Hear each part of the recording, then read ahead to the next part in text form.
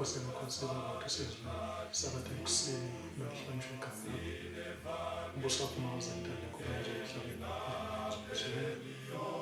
siyabonga njalo elinye isabatha usiphelele ukuba sihlangane sikhonze ndawonye sifunde njalo izwi lakho sangula izwi lakho ekuseni esikucelayo simema ukhona kumoya ongcwele ukuba yehlele kule ndawo asenzele kahle asenzele umusa ukuze ekuvuleni kwethu izwi lakho sibone izinto ezinkulu nezifihlakeleyo sifezele ezimezweni lakho siziqonde sizizwe silungiselele njalo ukuza kwenkosi yethu Jesu sekusondele sicela bawusenzele umusa avule izingqondo zethu suse yonke into engasiphazamisa ukubona isizwe izwi lakho bese ufihla abehleli nezingqondo zethu ezintweni zomhlaba sikwazi ukubona izwi lakho licacile senzele ukuhle senzele umusa ekuseni egameni lenkosi yethu Jesu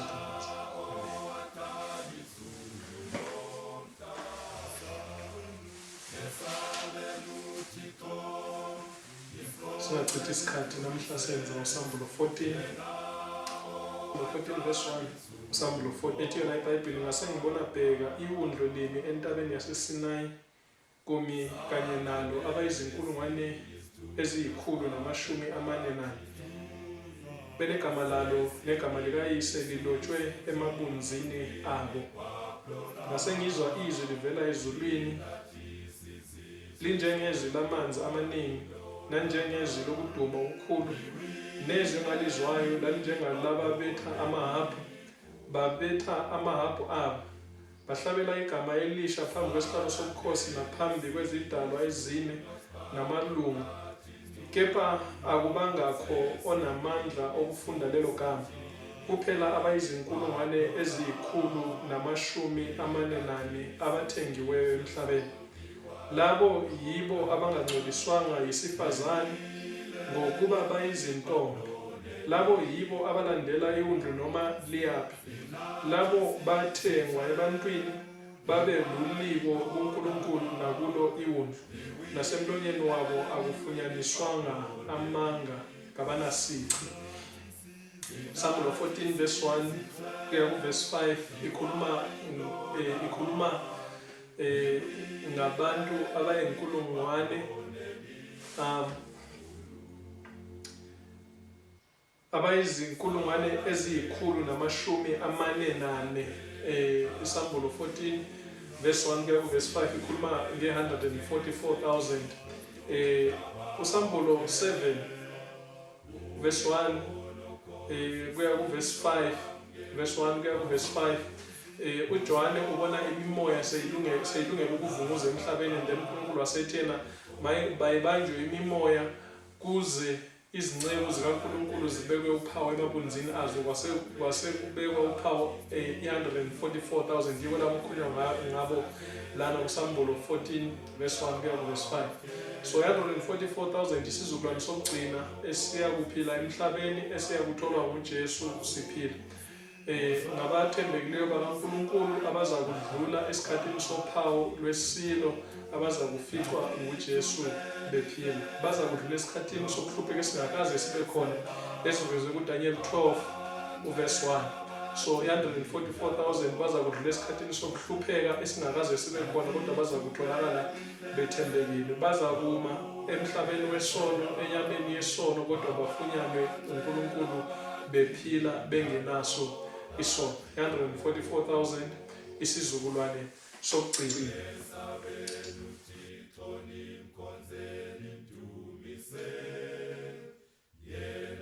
144,000 isizukulwane sokugcina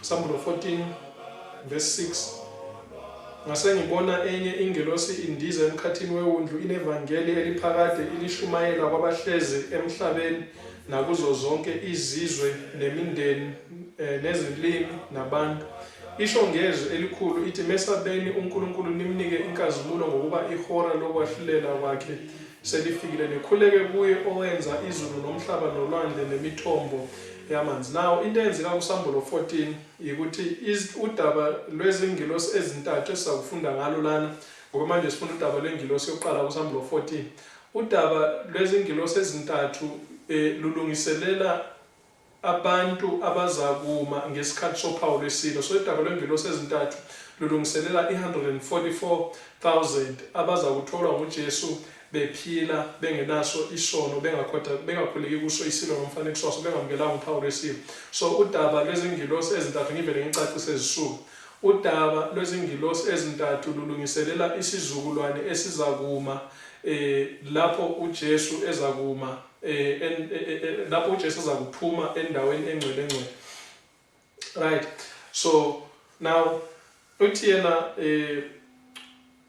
uSambulo 14 verse 6 verse 7 ngase ngibona enye ingilosi indiza emkhathini wezulu ngevangeli eliphakathi lishumayela kwabahlezi emhlabeni nakuzo zonke izizwe nemindeni nezilimi nabantu. Isho ngezwi elikhulu ithi, mesabeni uNkulunkulu nimnike inkazumulo ngokuba ihora lokwahlela kwakhe selifikile. Nikhuleke kuye owenza izulu nomhlaba nolwandle nemithombo yamanzi. Isho ngezwi elikhulu ithi, mesabeni uNkulunkulu nimnike inkazumulo. Mesabeni uNkulunkulu nimnike inkazumulo. So inkazumulo kaNkulunkulu kufanele ibonakale ngokugcwele kusizukulwane sokugcina esizakutholwa nguJesu ephila. Ingakho kuzokuba isimanga ukuthi ebantwini asebehle kangaka ngokomzimba nangokwengqondo nangokomoya kuza kwenzeka kanjani ukuthi kutholakale isizukulwane esizakuma singoni emzimbeni wesono emhlabeni wesono.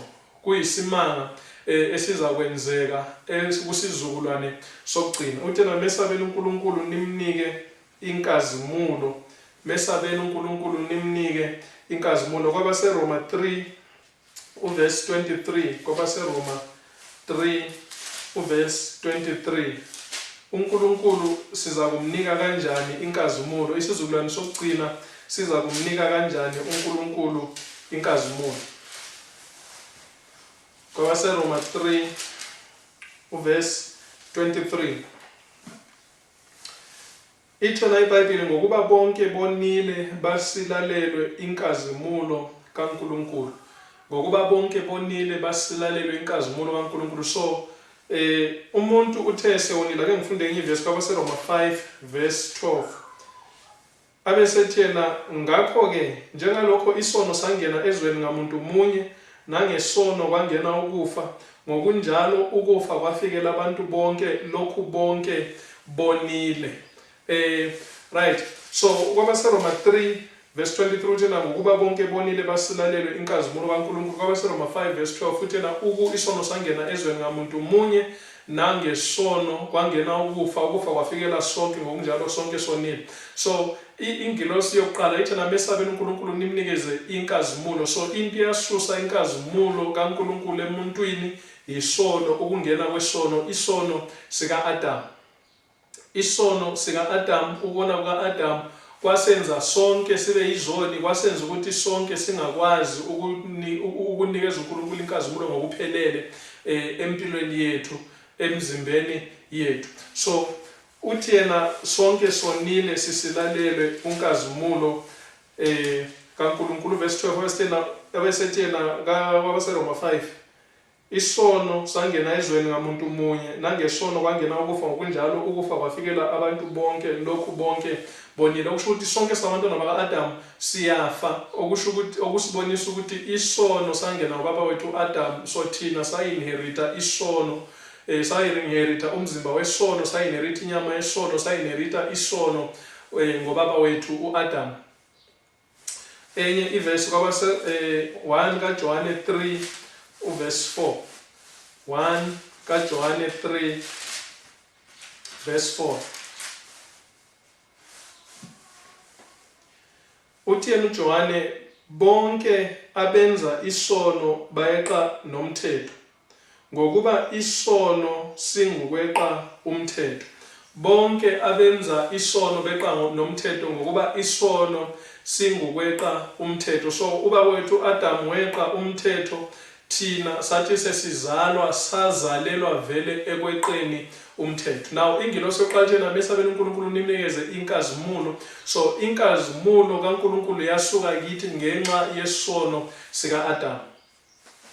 Inkazimulo kaNkulunkulu yasuka kithi ngenxa yesono sika Adam. KwabaseRoma 7 verse 14 kuya ku verse 15, bonke abenza isono bayeqa nomthetho ngokuba isono singukweqa umthetho. KwabaseRoma 7 verse 14 kuya kuverse 15.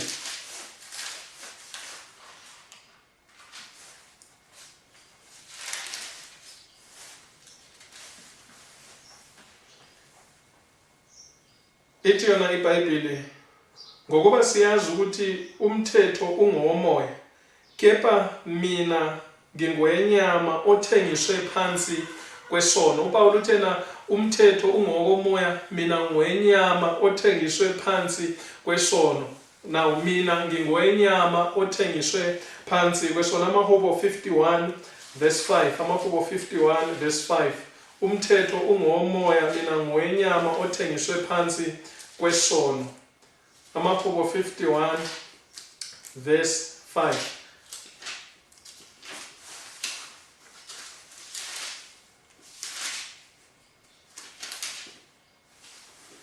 AmaHubo 51 verse 5.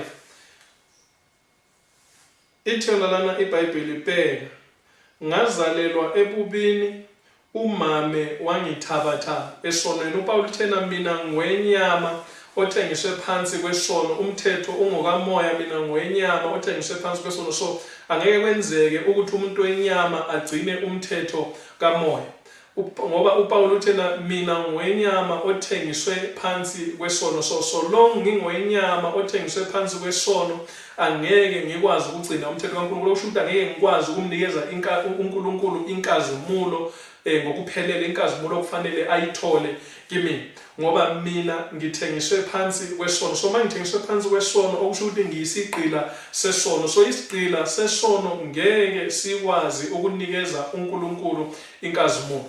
Abesetena uMahubo, bheka, ngazalelwa ebubini, umame wangithabathela esonweni. Ngazalelwa ebubini, umame ebamba isisu, umama ebamba isisu ezozala mina. Uthena ithona iBhayibheli, wangithabathela esonweni. So okusho ukuthi vele ngokomuntu angeke kuze kwenzeke ukuthi umuntu anikeze uNkulunkulu inkazimulo, ngoba umuntu wazalelwa esonweni, umuntu wathaba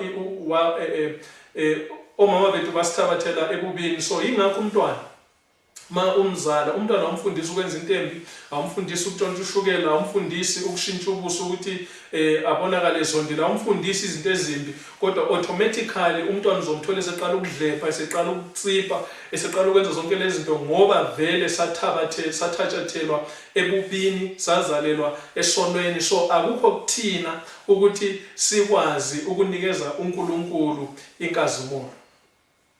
Iyasitshela lokho iBhayibheli ngoka 1 kaJohane 1 verse 8 kuya ku verse 10. 1 kaJohane 1 verse 8 kuya ku verse 10.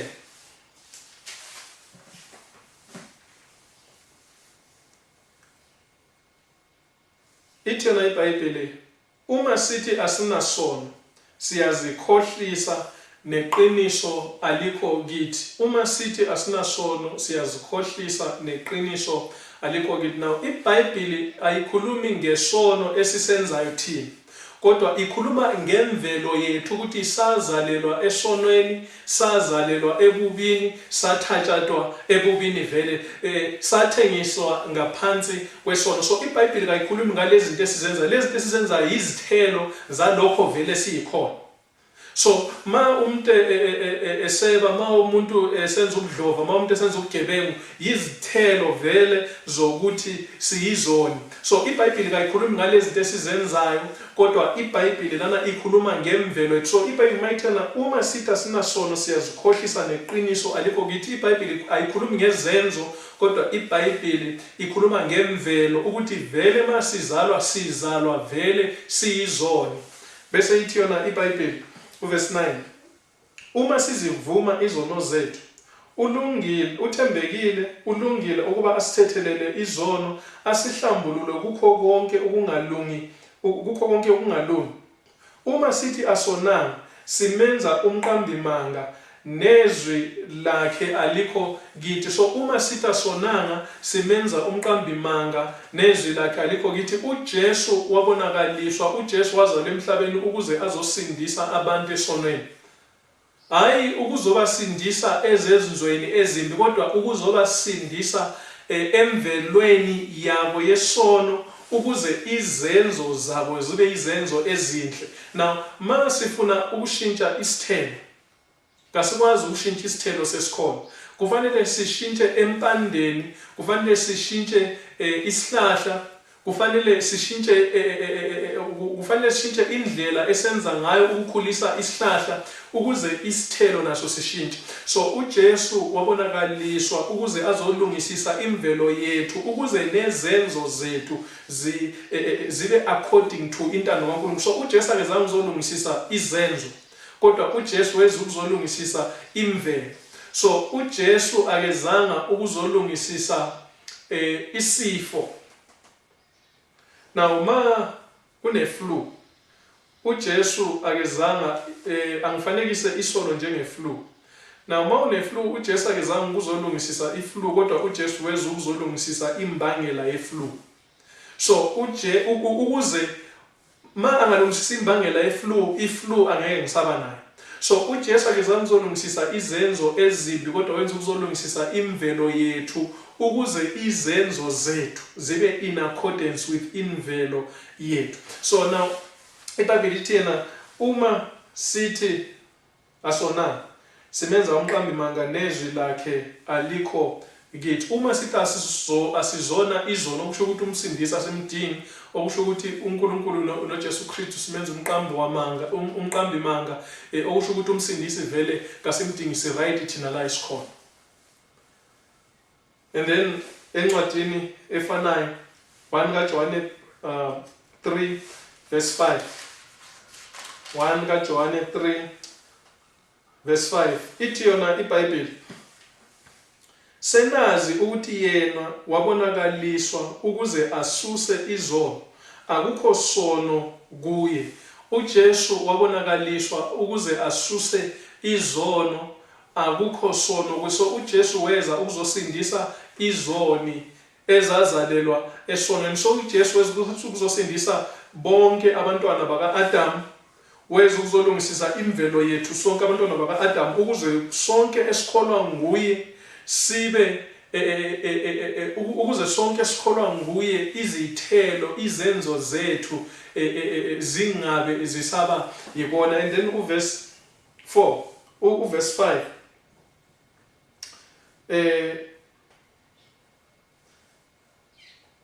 in fact uverse 4 tena senazi ukuthi yena wabonakaliswa ukuze asuse izono, akukho sono kuye. Encwadini efanayo 1 kaJohane 1 verse 7, 1 kaJohane 1 verse 7 ithi yona iBhayibheli, kepha uma sihamba ekukhanyeni njengalokhu yena uqobo esekukhanyeni, khona sinenhlanganyelo omunye nomunye negazi likaJesu indodana yakhe liyasihlambulula ezonweni zonke. Negazi likaJesu indodana yakhe liyasihlambulula ezonweni zonke. So uma sesikuJesu Kristu, igazi likaJesu Kristu liyasihlambulula ezonweni zonke. Encwadini efanayo 1 kaJohane 3 verse 6 abesethi na lo ohlala kuye akoni, lo onayo akambonanga futhi akamazi. So ohlala kuye akoni, ohlala kuJesu Kristu akoni. Khumbulani ukuthi uJesu weza ukuzolungisisa imvelo yethu. So lo ohlala kuJesu Kristu uma igazi lakhe selisigezile, ohlala kuJesu Kristu akoni. So uJesu Kristu weza ukuzofa ukuze sihlale kuye, ukuze singoni. So uJesu Kristu weza ukuze sikwazi ukuhlala kuye, ukuze singoni. Khumbula ukuthi ingelosi leyithena mesabeni uNkulunkulu nimnikeze inkazimulo ngokuba ihora lokwahlelwa kwakhe selifikile. So into eyenza ukuthi uNkulunkulu singamnikeze inkazimulo ayidingayo ngokuphelele yisono eseza ngo-Adamu. So uJesu weza ukuzolungisisa imvelo yethu eyashintsheka ngesono sika-Adamu ukuze sifunde sikwazi ukuhlala kuye. And iBhayibheli lithi yena lo ohlala kuye akoni. So okusho ukuthi uma sihlala kuJesu Kristu siza kuphila emhlabeni wesono, emzimbeni wesono, kodwa singoni. Yiyo inkazimulo uNkulunkulu ayidingayo ekusizukulwane sokugcina. KwabaseRoma 3 verse 24 kuya ku verse 26. KwabaseRoma 3 verse 24 kuya ku verse 26.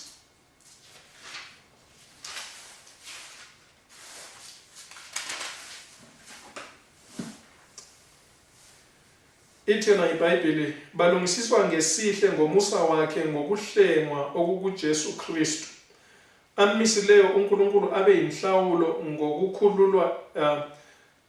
ngokukholwa egazini lakhe, kubonakaliswe ukulunga kwakhe ngokuyekelwa kwezono ezenziwe ngaphambilini, ekubekezeleni kukaNkulunkulu ukuba kubonakaliswe ukulunga kwakhe esikhathini samanje, ukuze yena abe ngolungileyo, abe ngumlungisisi walo okholwa nguJesu Kristu. So uthena balungisiswa ngesihle, silungisiswa ngesihle ngomusa wakhe ngokuhlengwa okukuJesu Kristu. So silungisiswa ngesihle ngomusa wakhe ngokuhlengwa okukuJesu Kristu. So uJesu weza ukuzosihlenga nokuzosithenga emandleni obubi, emandleni omubi uSathane, ukuze singabi izigqila zesono, kodwa ukuze sikhululeke kuJesu Kristu, ukuze sikwazi ukunikeza uNkulunkulu inkazimulo kufanele simphe. Intena balungisiswa ngesihle, silungisiswa ngesihle ngoba ingekho imisebenzi emihle esiyenzile, kodwa ukhuluma ngemvelo yethu. Vele siyizoni, sathengiswa ngaphansi kwesono, umame wasithabatha ebubini, wasizalela esonweni. So vele kufanele sone vele ngoba singaphansi kwesono, kodwa uJesu weza ukuzosithenga ukuze alungisise imvelo yethu, ukuze sikwazi ukuthi emzimbeni wesono, enyameni yesono, sihlale singoni, sihlale sikuJesu, ngoba uthena ohlala kuye akoni. So ukuze sikwazi sifunde ukuhlala kuye ukuze singoni. NgokaJohane 1 verse 12 no verse 13. NgokaJohane 1 verse 12 no verse 13.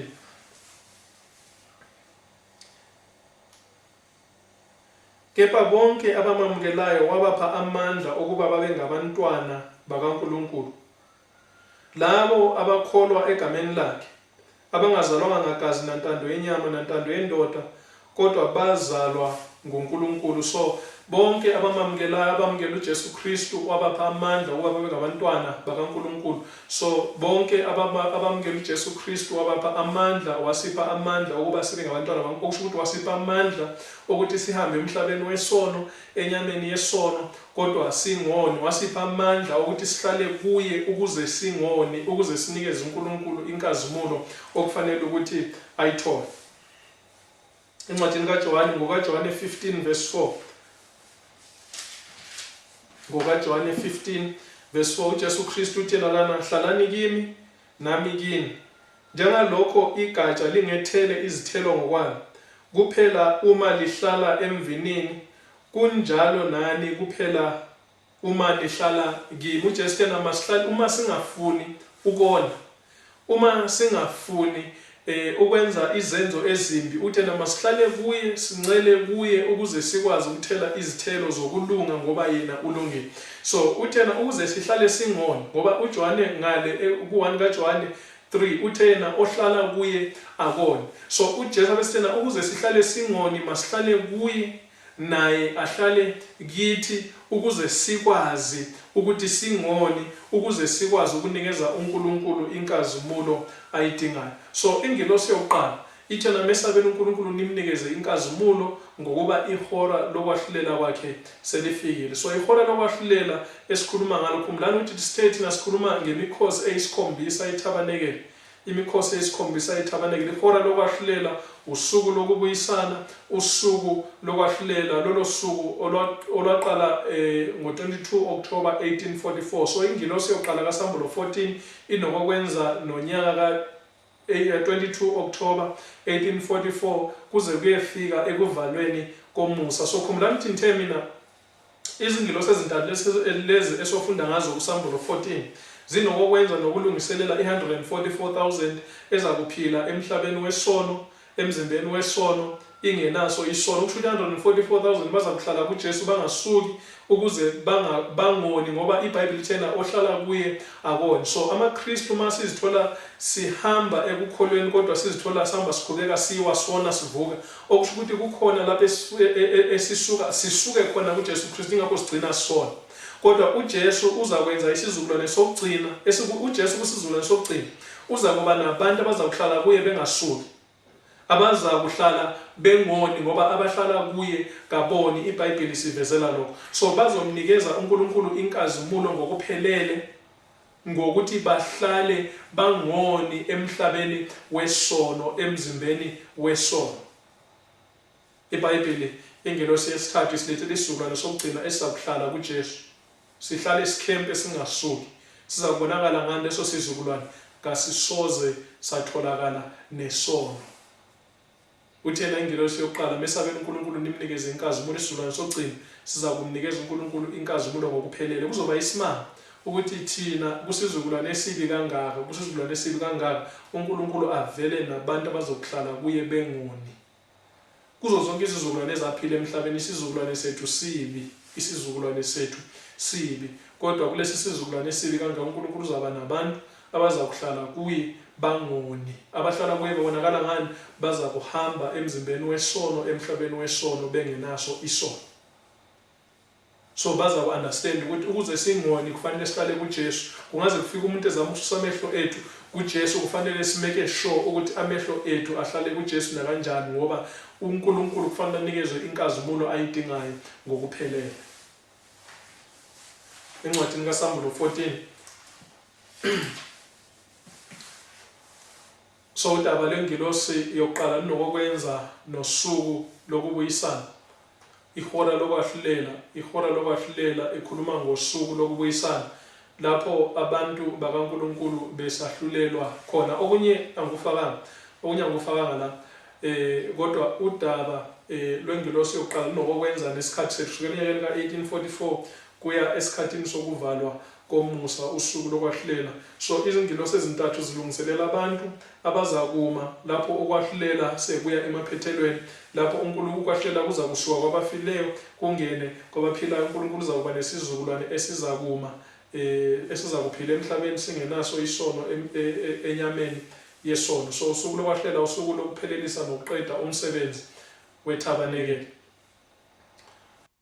Ibandla lamaJuda lalisegcekeni, lalisegumeni lethabanekeli ngaphandle, and then ku-outer court, ngesingisi ibizwa i-outer court, and then ibandla lamaKristu lalisendaweni engcwele lapho uJesu enyukela khona ezulwini. So uJesu wafa ngaphandle egumeni egcekeni, and then ibandla lamaKristu lalisendaweni engcwele lapho uJesu anyukela khona ezulwini, wahlala esihlalweni sakhe sobukhosi, waqala umsebenzi wakhe wethabanekeli. Then ibandla lenfali lisendaweni engcwele lapho uJesu angena. Ibandla lesikhathini sendaweni angena khona endaweni engcwele esigabeni sokugcina, endlini yokugcina, emsebenzini wokusindiswa kwabantu. Kulapho esikhuluma khona ngosuku lokubuyisana, usuku lokwahlulela. Kulapho kungena khona udaba lwengilosi yokuqala, lapho uJesu elungiselela abantu abazakuma kusizukulwane sokugcina emzimbeni wesono, emhlabeni wesono bengenaso isono. Baza kuyenza intando kaNkulunkulu to the T, hayi njengamaFarisi, hayi njengabazenzisi, kodwa baza kuyenza ngamandla abawathola kuJesu Kristu, amandla abawathola kuNkulunkulu ngoJesu Kristu. Baza kuyigcina yonke imithetho kaNkulunkulu, abasoze bafunyane nesici. Isho njalo iBhayibheli mayikhuluma nge-144,000, Psalm 14 verse 5. In fact uverse 4 uthena labo yibo abangangcoliswanga yisifazane, and then verse 5 abesethina nasemlonyeni wabo akufunyanwanga amanga kabanasici, nasemlonyeni wabo akufunyanwanga amanga kabanasici. Kusizukulwane sokugcina kuza kutholakala abantu bephila abaza kufunyanwa bengenawo amanga, bengenaso isici.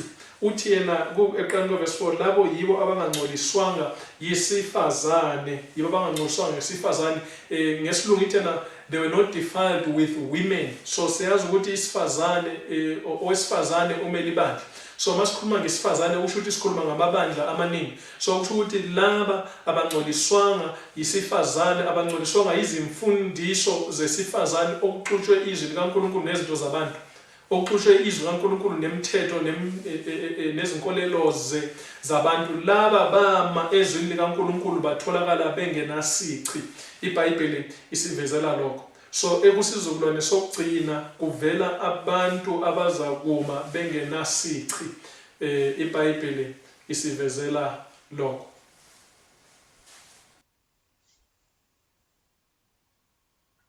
Encwadini Early Writings page 64 paragraph 1.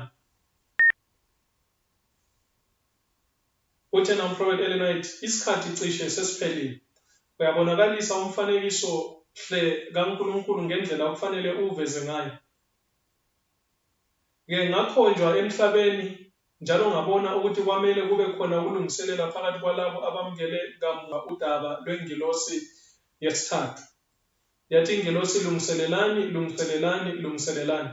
Kuzamele nife ukufa okukhulu emhlabeni kunalokho esenake nakufa. Ngabona ukuthi kwakunomsebenzi omkhulu okwakufanele bawenzelwe kodwa nesikhathi esincane sokuwenza. So ingelosi isikhathi cishe sesiphelile. Umbuzo okhona ukuthi uyaveza umfanekiso kaNkulunkulu ngendlela kufanele uveze ngayo na. Ingelosi yokuqala thina mesabeni uNkulunkulu nimnikeze inkazimulo, uyaveza umfanekiso kaNkulunkulu ngendlela kufanele uveze ngayo na. uJesu ephila emhlabeni wasishiyela umzekelo, waphila emhlabeni wesono, enyameni yesono engenaso isono. Nakusizukulwane sokugcina uNkulunkulu ufuna ukuveza abantu abazakuphila emhlabeni wesono, enyameni yesono bengenaso isono. So isikhathi cishe sesiphelile uyaveza umfanekiso kaNkulunkulu ngendlela okufanele uveze ngayo na. Hayi ngokwengxenye kodwa ngokuphelele. And then abesithi umprofeti yathi ingilosi lungiselelani. Kuzamele nife ukufa okukhulu emhlabeni kunalokho esenake nakufa. iBhayibheli ithena ungathandi umhlaba nezinto ezisemhlabeni. So kusho ukuthi abantu labo abazayenelisa ukuthi baphile emzimbeni wesono, emhlabeni wesono bengenaso isono, bengenasici, bengenamanga. Okusho ukuthi ngabantu abazakufa emhlabeni bengathandi umhlaba nezinto zomhlaba. Now kusho uNkulunkulu manje usemsebenzini wokuhlukanisa abantu bakhe nomhlaba nezinto zomhlaba ukuze bakwazi ukuma labo abazatholwa nguJesu Kristu bephila emhlabeni. Abesithi nomprofeti ngabona ukuthi kwakunomsebenzi omkhulu kwakufanele bawenzelwe kodwa nesikhathi esincane sokwenza. Ngesikhathi sethu kunomsebenzi omkhulu okufanele siwenzelwe ngoba thina lesi sizukulwane sethu isizukulwane sokugcina sikho sinesizukulwane emva kwethu. Now iziprofeto ziyasivezela ukuthi isizukulwane sethu isizukulwane sokugcina kasikho esinya emva kwesethu. Now uthena kunomsebenzi omkhulu okufanele siwenzelwe kodwa isikhathi sincane. Isikhathi sincane kakhulu. Ushintsho okufanele lube khona ebantwini bakaNkulunkulu abazakuma ngesikhathi soPawulo esilo ushintsho olukhulu kakhulu ngesikhathi esincane. Ushintsho olukhulu kakhulu ngesikhathi esincane. Now uNkulunkulu abantu bakhe wababekezelela kakhulu. uNkulunkulu abantu bakhe uhleli njalo ebabekezelela. Kodwa manje selungiselela abantu bakhe ukuthi bangene ezweni lesithembiso, uNkulunkulu letho ushintsho oluradical. I-crisis yonke eza phezu komhlaba namhlanje uNkulunkulu ulungiselela abantu bakhe ukuthi bangene ezweni lasithi ulungiselela isizukulwane sokugcina ukuthi sikwazi ukuphila emhlabeni wesono, emzimbeni wesono singenaso isono. Now uNkulunkulu lethu ushintsho olofesadeni, ushintsho oluradical, ushintsho singakulindele, ushintsho oluthi at first luyasidepressa, at first siba depressed, siphelelwe ithemba, kodwa phambili uNkulunkulu asinikeza amandla ukuthi sikwazi ukuthi siyibuthe siphakame njalo sihambe endleleni yokukholwa. uNkulunkulu letha ushintsho oluradical, ulungiselela abantu bakhe ukuze sikwazi ukuphila singenaso isono, emhlabeni wesono, emzimbeni wesono. Umpriest esephumile endaweni engcwele. Na uNkulunkulu uyasilungiselela, uNkulunkulu uyasilungiselela. Ngikhuluma nabantu bakaNkulunkulu manje. uNkulunkulu ngezinhlupho esihlangana nazo every day. Ngezinhlupho esihlangana nazo. Ungabuka nje umhlaba wethu kune crisis left, right and center and kuyisimanga ukuthi abantu bazibabuza ukuthi manje ukuthi uNkulunkulu uyangithanda, ifika ukuthi uNkulunkulu ukhona, kungani ngiyeka ngihlupheka kangaka. uNkulunkulu ulungiselela abantu bakhe ngezinhlupho nezinto ezenzekayo emhlabeni. uNkulunkulu manje usesehlukanisa nomhlaba, usilungiselela ukuthi sikwazi ukuma siphile emhlabeni wesono, emzimbeni wesono, singenaso isono. Isikhathi sincane kodwa ushintsho kufanele lube khona ezimpilweni zethu lukhulu kakhulu.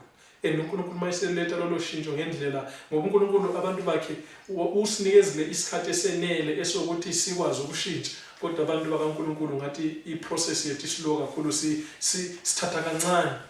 So uNkulunkulu mayebuka isikhathi uyabona isikhathi cishe sesiphelile and laba abantu kabakulungele okuzayo. So into engcono ukuthi singafiki kulelo hora kangivele ngiqala ukubalungiselela ukuze bakwazi ukuma, ukuze bakwazi ukuphila emzimbeni wesono, emhlabeni wesono, kodwa bengenaso isono.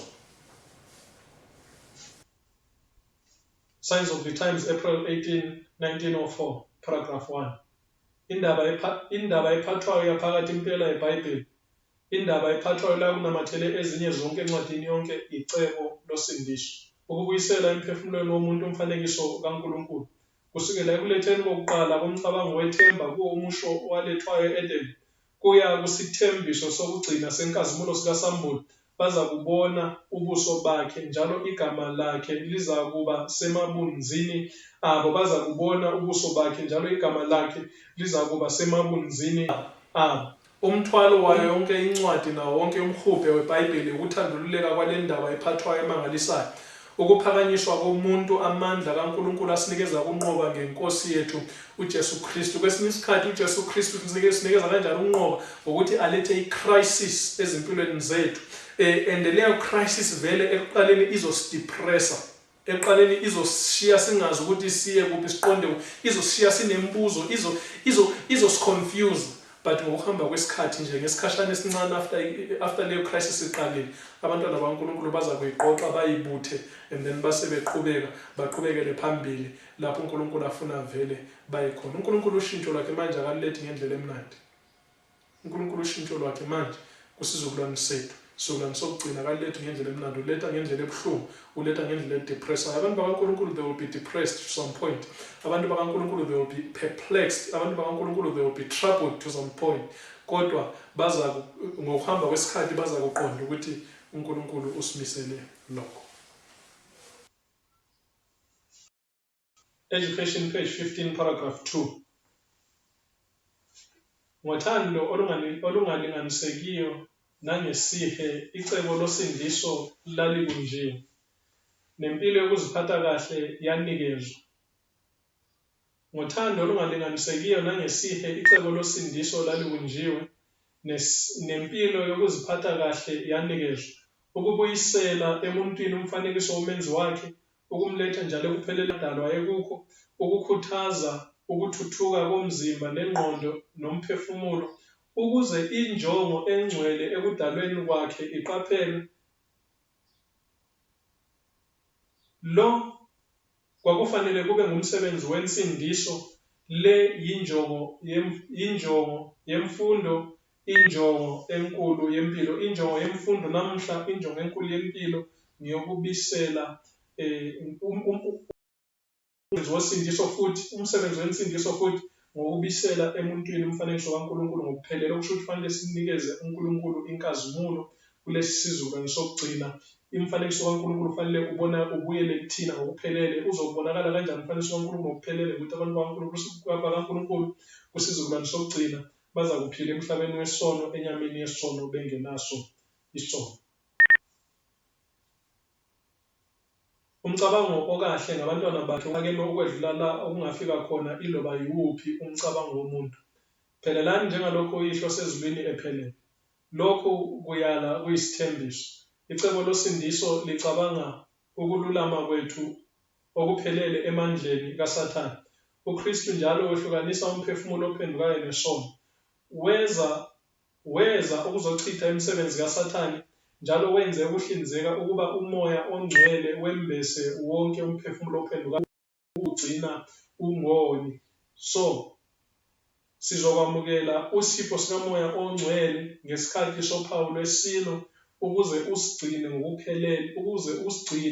ngokuphelele singoni. Isetshenziswa zikaSathane akufanelanga sisetshenziswe njengezaba lesenzo esingalungile. Sathane uyajabula lapho ezwa labo abazithi bangabalandeli bakaKristu benza izaba zokungakheki kahle kwezimilo zabo. Yilezi zaba ezithungamela esonweni. Alikho izaba lokona inhliziyo engcwele, impilo efana nekaKristu iyatholakala kuye wonke umntakaNkulunkulu okholwayo nophendukayo. So abantwana bakaNkulunkulu kusizona sokugcina abasoze babe nama-excuses okona, baza kususa wonke ama-excuses okona, baza kutholakala iBhayibheli ithena akufunyanwanga manga emlonyeni wabo kabanasici. So baza kususa wonke ama-excuses okona, baza kuthi away nesono, isono masisuke kithi, isono masife impela. Usho njalo umhlabeleli ngihlambulule phakathi noma ngomlilo ngovuma noma kunjani angali, isono masife impela. Baza kususa wonke ama-excuses okona kusizukulwane sokugcina. Siza kufunyanwa isizukulwane sokugcina singenasici, singenawo namanga emlonyeni yabo. Ngicabanga uphelele wesiKristu ukufana noKristu. Njengalokho indodana kaNkulunkulu yayiphelele empilweni yayo, kanjalo nabalandeli bayo kwamele baphelele kweyabo. Njengalokho indodana kaNkulunkulu yayiphelele empilweni yayo, kanjalo nathi kufanele siphelele empilweni yethu. Now impikiswano namhlanje kusizukulwane sethu sokugcina, uNkulunkulu usikhomba ekulungeni kwakhe. Sengathi akunanzuzo ngesikhathi sethu, kodwa inzuzo ikhona ekugcineni. And then uSathane naye usikhomba ezintweni zomhlaba. uSathane usikhomba ezintweni zomhlaba. Ukubonakala sengathi ikhona inzuzo namuhla, ukubonakala sengathi ikhona ukujabula namuhla, ukubonakala sengathi ikhona impumelelo namuhla, kodwa kuthungamela ingelosi yokuqala, ingelosi imemezela ukuthi abantu bakaNkulunkulu ilungiselela isizukulwane sokugcina ekuthini siphile singenaso isono emhlabeni wesono, emzimbeni wesono, bese sithola ngoJesu Kristu singanaso isono, siphile emhlabeni. And then bese siguqulwa, bese sinyukela ezulwini. Udaba lolo lwengilosi yesithathu. Udaba lwengilosi yesibili, uSambulo 14.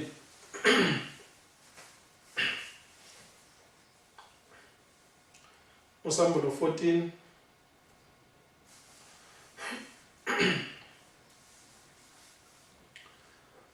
Sambulo 14 verse 8. Bese ithi yona iBhayibheli yayisilandela enye ingelosi ithi liwile iBabiloni elikhulu, eliphuzise izizwe zonke iwayini lolaka lobufebe balo. Liwile iBabiloni elikhulu, eliphuzise izizwe zonke iwayini lolaka lobufebe balo. Now inkinga yeBabiloni yini? Inkinga yeBabiloni yini? Okwenza iBhayibheli thina liwile iBabiloni. Ngoba seRoma 7 verse 7 kuya ku verse 13. Ngoba seRoma 7 verse 7 kuya ku verse 13. Inkinga yeBabiloni yini? Verse 7 ngoba seRoma 7 uthi yena, ngakho siyakuthini na? Umthetho uyisono na? Cha nakanye. Kepha bengingasazanga isono uma kungengomthetho, ngokuba ukufisa bengingakwazanga uma umthetho ubungashongo ukuthi ungafisi. Now uPaul ucaphuna emthethweni eyishumi encwadini kaExodus 20.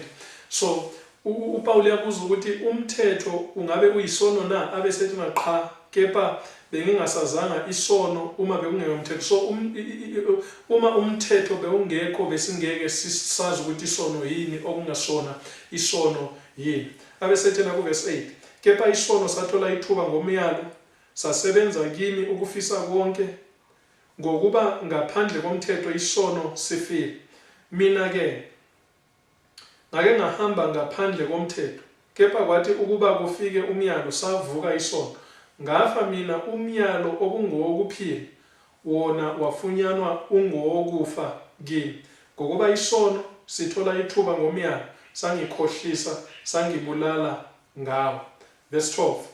Ngakho-ke umthetho ungcwele, nomyalo ungcwele, ulungile, muhle. Umthetho ungcwele, nomyalo ungcwele, ulungile, muhle. Inkinga yeBabiloni, okwenza iBhayibheli thina iBabiloni liwile, ukuthi amabandla athi ewubona umthetho kaNkulunkulu eshunyezwa ngomthetho kaNkulunkulu, amabandla awuphika umthetho kaNkulunkulu. So okwenza kuthiwe ukuthi iBabiloni liwile, yikuthi umthetho kaNkulunkulu bawenqaba bawuphika umthetho kaNkulunkulu benza umthetho kaNkulunkulu ube yize ngomusa bathi bona sisindiswe ngomusa kasinasidingo sokugcina umthetho. So now amabandla athi eshunyayezwa ngomthetho kaNkulunkulu amabandla awuphika umthetho kaNkulunkulu ingakho iBhayibheli lithena liwile iBabiloni. So amabandla aphuma eRoma eprotesta emelane nezinkohlakalo zeRoma iRoma ikhohlakalise iRoma icorrupt iBhayibheli izwi likaNkulunkulu amabandla afanayo masiya kubo 1830 kuya ku 1844 awuphika umthetho kaNkulunkulu aliphika izwi likaNkulunkulu bekhetha okunye abakufunayo belahla okunye abangakufuniyo ezwini likaNkulunkulu. Now iBhayibheli bese ithi yona liwile iBabiloni. So masikhuluma ngeBabiloni sikhuluma ngamabandla ayengamabandla kaKristu amabandla ayengamabandla eqiniso kodwa ngokuqhubeka benqaba umthetho kaNkulunkulu bathi beyobona umthetho kaNkulunkulu bawenqaba bawuphika ngoba wawungavumelani nempilo yabo. So iBhayibheli bese ithi yona liwile iBabiloni. Verse 9 yalandela enye ingilosi yesithathu ithi ngezwi elikhulu uma kukhona okhuleka kuso isilo nomfanekiso waso elomkela futhi uphawu ebunzini lakhe noma esandleni sakhe naye uyakuliphuza iwayini lolaka lukaNkulunkulu elilungiselwe esitsheni solaka lwakhe lingaxutshiwe ahlushwe ngomlilo nesibabule phambi kwezingilosi ezingcwele naphambi kwewundlu nomuso wokuhlushwa kwabo uyenyuka kuze kube phakade naphakade abasenakuphumula imini nobusuku abakhuleka kuso isilo nomfanekiso waso nalo owamukela uphawu lwegama laso. So udaba lwengilosi yesithathu isixwayiso mayelana nokwamukela uphawu lwesilo. Udaba lwengilosi yesithathu isixwayiso mayelana nokwamukela uphawu lwesilo. So umhlaba uzokwamukela uphawu lwesilo sikhulume ngalo ukuthi ukugcinwa kwesonto sokubekwe ngohulumeni bomhlaba. So uphawu lwesilo ukugcinwa kwesonto uphawu lwaseRoma uphawu lwamandla nobuthungameli kwawopapa baseRoma noma umbuso wawopapa baseRoma. So uphawu lwesilo ukugcinwa kwesonto sekubekwe ngomthetho wawohulumeni. So isixwayiso sodaba lwengilosi yesithathu isixwayiso mayelana nokwamukela uphawu lwesilo nokukhuleka kuso isilo nomfanekiso waso. So impi yokugcina imayelana nomthetho wesine oseBhayibhelini umthetho weSabatha usuku uNkulunkulu athi abantu balugcine nomthetho wawopapa umthetho ukugcinwa kwesonto. Now udaba lwengilosi yesithathu isixwayiso ngokwamukela uphawu lwesilo nokukhuleka kwisilo nomfanekiso waso kuza njengesixazululo sezinkinga zomhlaba ezingapheli. So uphawu lwesilo luza njengesixazululo sezinkinga zomhlaba ezingapheli isigijimi sokuthula ubumbano nempumelelo. So ngaphambi kokuthi abantu bamukele uphawu lwesilo kuza kufika isigijimi sokuthula ubumbano nempumelelo ukuthula ubumbano nempumelelo. Publishing Ministry page 114 paragraph 4 umhlaba isiphepho nempi nokwehlukana kodwa ngaphansi kwekhanda elilodwa amandla okupapa abantu bazakubamba nokuphikisana noNkulunkulu eluntwini lwabafakazi bakhe. Lolu bumbano lupheleliswa ukuhlubuka okukhulu. Umhlaba namhlanje ugcwele isiphepho impi nokwehlukana umhlaba esiphila kuwo namhlanje abesethe nomprofeti kodwa ngaphansi kwekhanda elilodwa lelo khanda amandla okupapa abantu bazakubamba nokuphikisana noNkulunkulu eluntwini lwabafakazi bakhe. Lolu bumbano luphelishwa ukuhlubuka okukhulu. Great Controversy page 588 paragraph 1 ngamanga amakhulu amabili ukungafi komphefumulo nokungcweliswa kwesonto uSathane uza kuletha abantu ngaphansi kwezinkohliso zakhe. Ngamanga amakhulu amabili ukungafi komphefumulo nokungcweliswa kwesonto uSathane uza kuletha abantu ngaphansi kwezinkohliso zakhe. Khumbulani ukuthi udaba lophawu lwesilo isixwayiso malungana nokwamukela uphawu lwesilo okugcinwa kwesonto sokubekwa umthetho kahulumeni nokukhuleka kuso isilo nomfanekiso waso. So umhlaba uza kubamba kanjani? Umhlaba wonke uza kwamukela uphawu lwesilo, umhlaba wonke uza kukhuleka kuso isilo. Encwadini kaSambulo 13, encwadini kaSambulo 13 uverse 3 noverse 4 ithi yona elinye lamakhanda aso kungathi lalidebeswe okokufa isilo lesi sikhuluma ngaso, kepha ingozi yaso yokufa yelashwa. Umhlaba wonke walandela isilo umangala, bakhuleka kuDrago ngokuba wanika isilo amandla akhe. Bakhuleka nakuso isilo bethi ngubani ofana nesilo, ngubani ongalwa naso na? So umhlaba wonke uza kulandela isilo, umhlaba wonke uza kukhuleka kuso isilo, umhlaba wonke uza kwamukela uphawu lwesilo. So umprofeti wesena ngamanga 200 ukungafi komphefumulo nokungcoliswa kwesonto, uSathane uza kuletha abantu ngaphansi kwezinkohliso zakhe ubalungiselela ukwamukela uphawu lwesilo nokukhuleka kuso isilo nomfanekiso waso.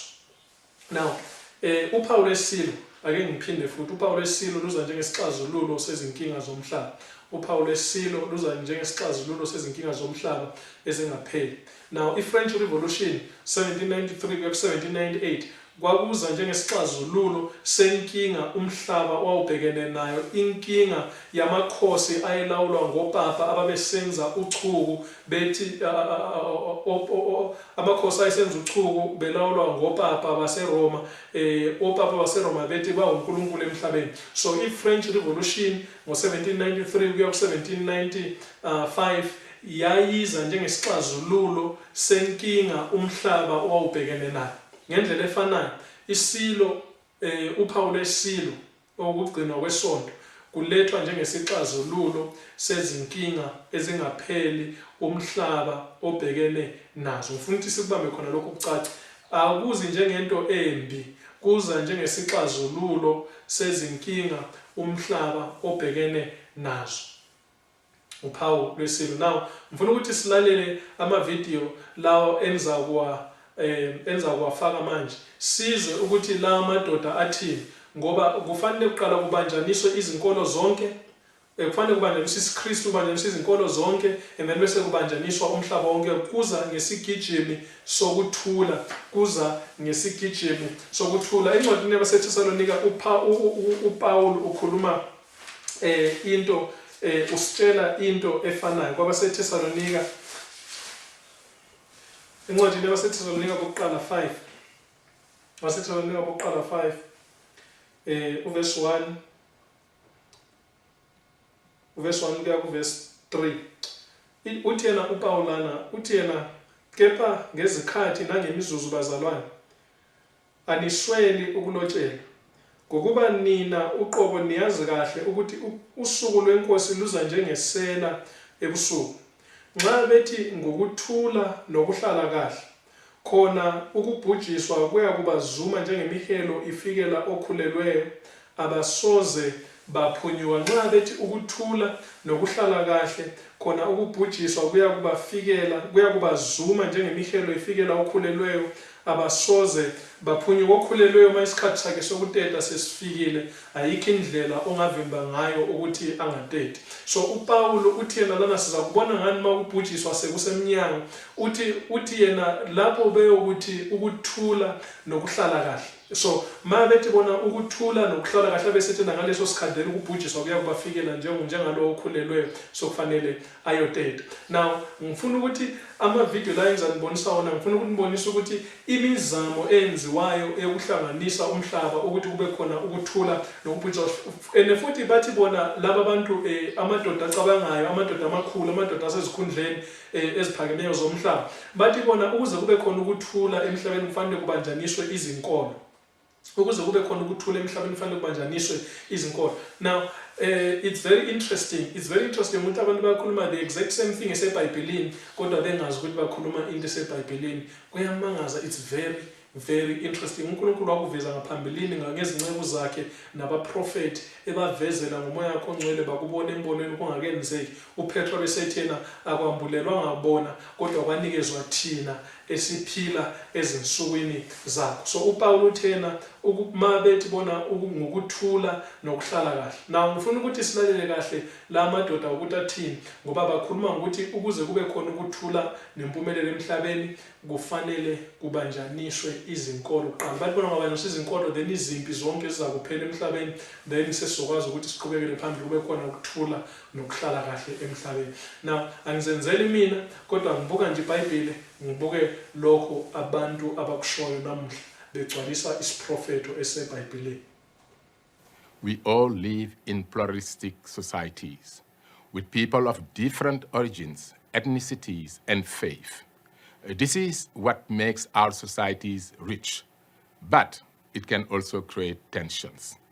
If not controlled or managed, tensions can fuel conflicts and violent extremism, and can also escalate into atrocity crimes, for which we mean genocide, war crimes, and crimes against humanity. Fostering, sustaining peace is a collective endeavor and can only be effective if we work together. And this is why the role of religious actors and faith-based organizations is so essential, and now more than ever, we must work together to strengthen international peace and security and durable development and fight for rights of all human beings.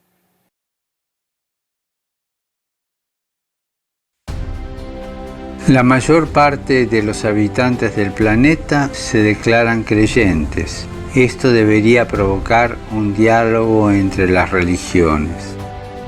No debemos dejar de orar por él y colaborar con quienes piensan distinto. Confío en Buda. Creo en Dios. Creo en Jesucristo. Creo en Dios, Alá. Muchos piensan distinto, sienten distinto, buscan a Dios o encuentran a Dios de diversa manera. En esta multitud, en este abanico de religiones, hay una sola certeza que tenemos para todos. Todos somos hijos de Dios. Creo en el amor. Creo en el amor. Creo en el amor. Creo en el amor. Confío en vos para difundir mi petición de este mes. Que el diálogo sincero entre hombres y mujeres de diversas religiones conlleve frutos de paz y justicia. Confío en tu oración.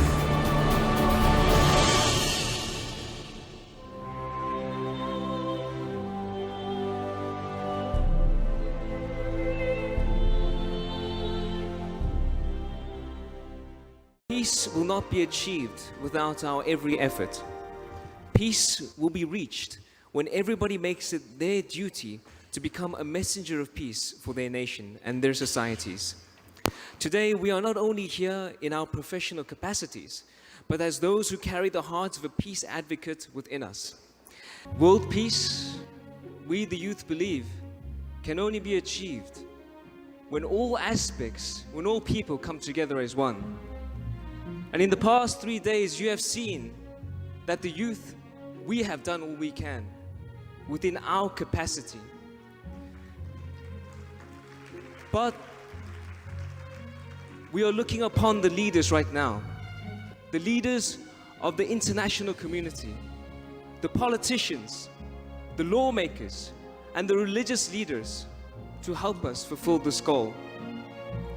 Signing this agreement, it may not bring peace immediately, ladies and gentlemen, but what I'd like to say is that it is a step in the right direction, and the youth need your help. So now, we will proceed with the signing ceremony of the Unity of Religion Agreement.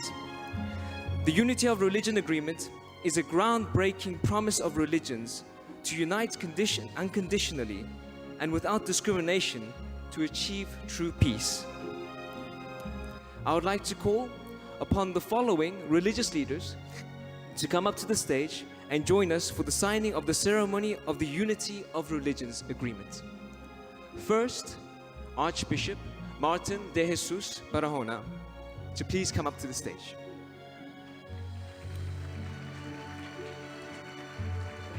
Also, a representative of Holiness Sharukirti Panditak Haryavari Aswamswati Sri Bataraka to come to the stage. Also, from the Islam Shia faith, El Sharif Muhammad Hassan El Armini to come to the stage. From the Hinduism faith, His Holiness Swami Shidananda Saraswatiji Maharaj, the Guru of India.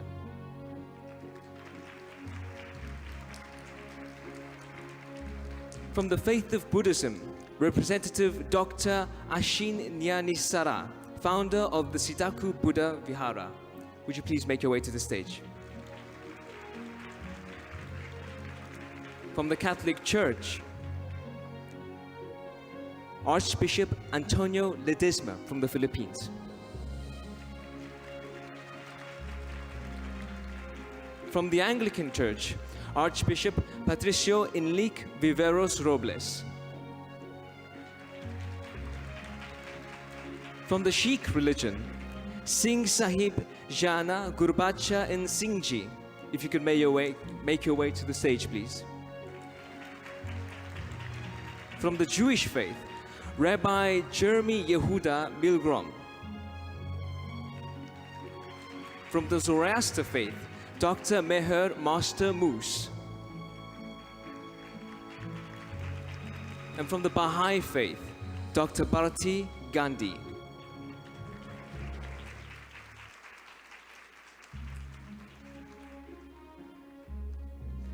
At this time, we would also like to call upon the host of the World Alliance of Religions Peace Summit. Firstly, Mr. Man Hee Lee, the chairman of HWPL, and also Ms. Nam Hee Kim, the president of IWPG. Let's give them a great applause.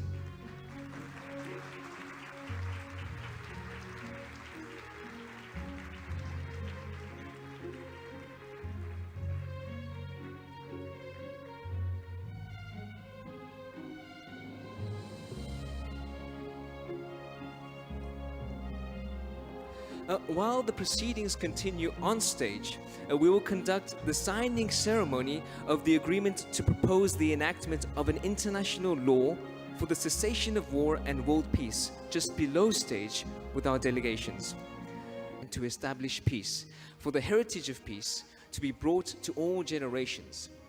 We must do everything in our power to end all wars on this earth and to establish world peace according to the will of the Creator, God. Therefore, all religions must unite under God as one. We pledge in sight of God, all people of the world, and the peace advocate to become under God through the unity of religion. We hereby acknowledge that we must be recreated through God's seed so that we might be recognized as the family of God, and in that likeness shine an eternal light upon the earth, loving our neighbors as ourselves. We recognize our need for repentance, as well as our need to show grace to all the people of the world, grace which can be seen in the light, rain, and the air of heaven, and through that grace lead humanity to salvation from death. We hereby pledge, with all reasonable endeavor, to take on this duty to establish peace and end all wars on this earth, and as a united religion to leave a world at peace as a legacy for our future generations to come. Considering the grace that we have received, we are moved to fully carry our filial duty to our Father. That is, to do whatever we can to make this world one over which God can reign. This we recognize as a task appointed to this generation. We recognize that when religions become united, wars will end, and peace will become to the world. This has been the will of God and the purpose of religion for the past 6,000 years. Therefore, I hereby sign this agreement in sight of God, all people of the world, and peace advocates.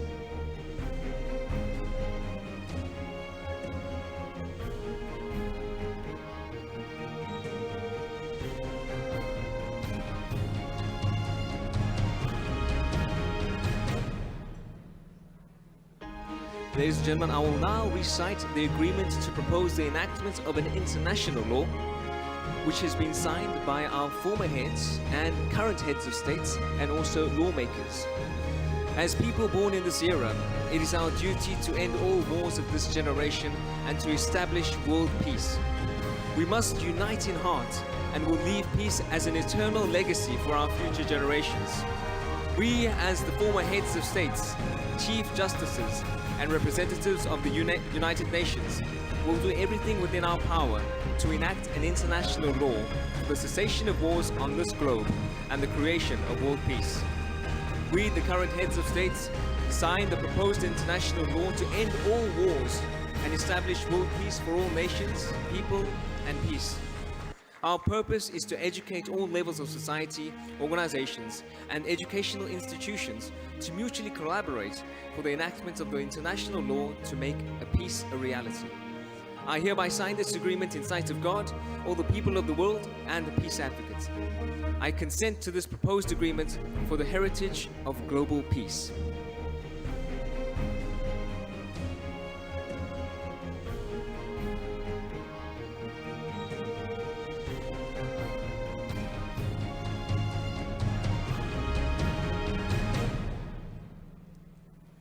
Once again, ladies and gentlemen, this is a very historical moment, although it is symbolic as it may be.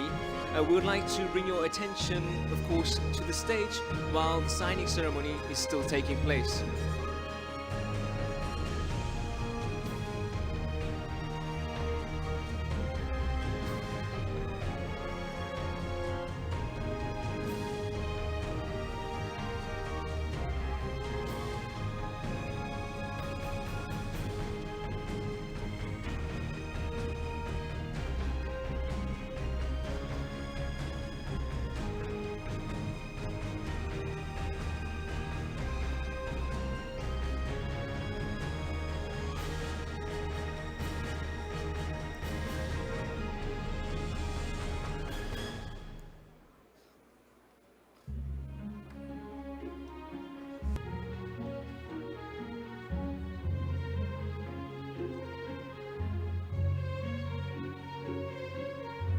Stage right now, we have just signed the agreement to stand up together for commemoration.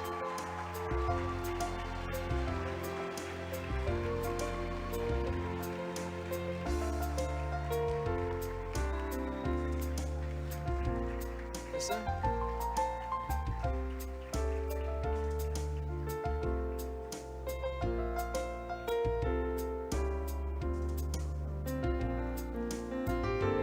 Alright, if we can just move in a little bit closer together, because now we are one. We have signed an agreement to work together as one family, so let's get cozy. Alright, for our second cut,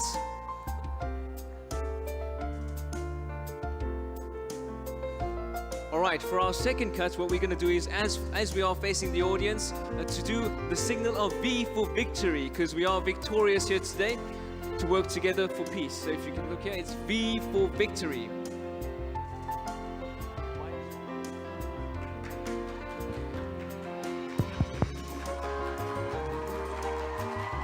All right, ladies and gentlemen, it's V for victory. Okay.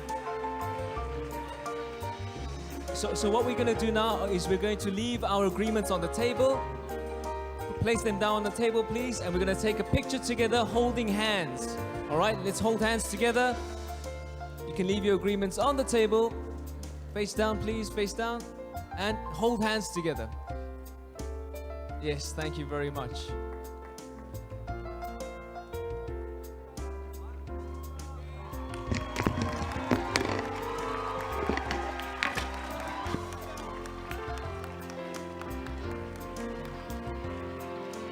All right, okay, thank you very much to our religious leaders. Okay, now at this time what we also like to do is bring our other signatories to the stage, our former heads of state and also UN representatives and lawmakers to come up to the stage, please.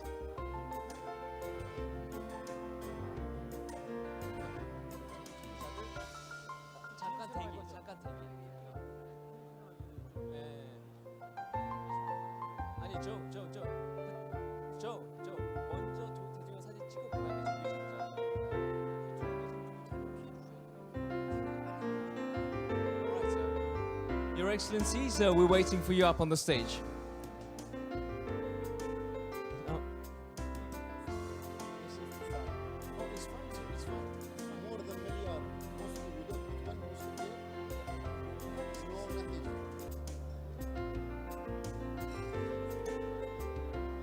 For those individuals who have possibly left their agreements at their tables, we ask some of the staff members to get them.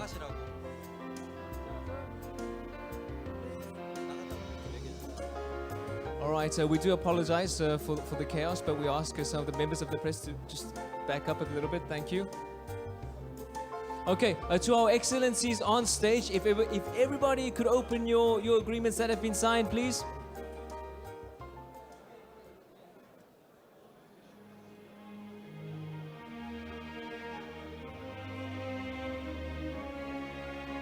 Okay, now we're going to open them up wide, and what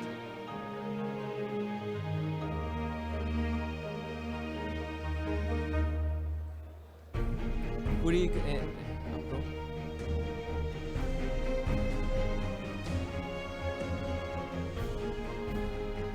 Okay, ladies and gentlemen. Now, if you can hold them up high, we're going to take a commemorative photograph together. All right. 네, 우리 안내하시는 분들 그 위치가 똑같을 수 있도록 좀 도와주십시오. 앞에 좀 봐주시고요. 네. Alright, now ladies and gentlemen, after we've had that photograph, let's signify the V for victory sign. 네, 총회장님, 이제 그 V, everybody together, V for victory. Because we have been victorious on this day for the fulfillment of peace.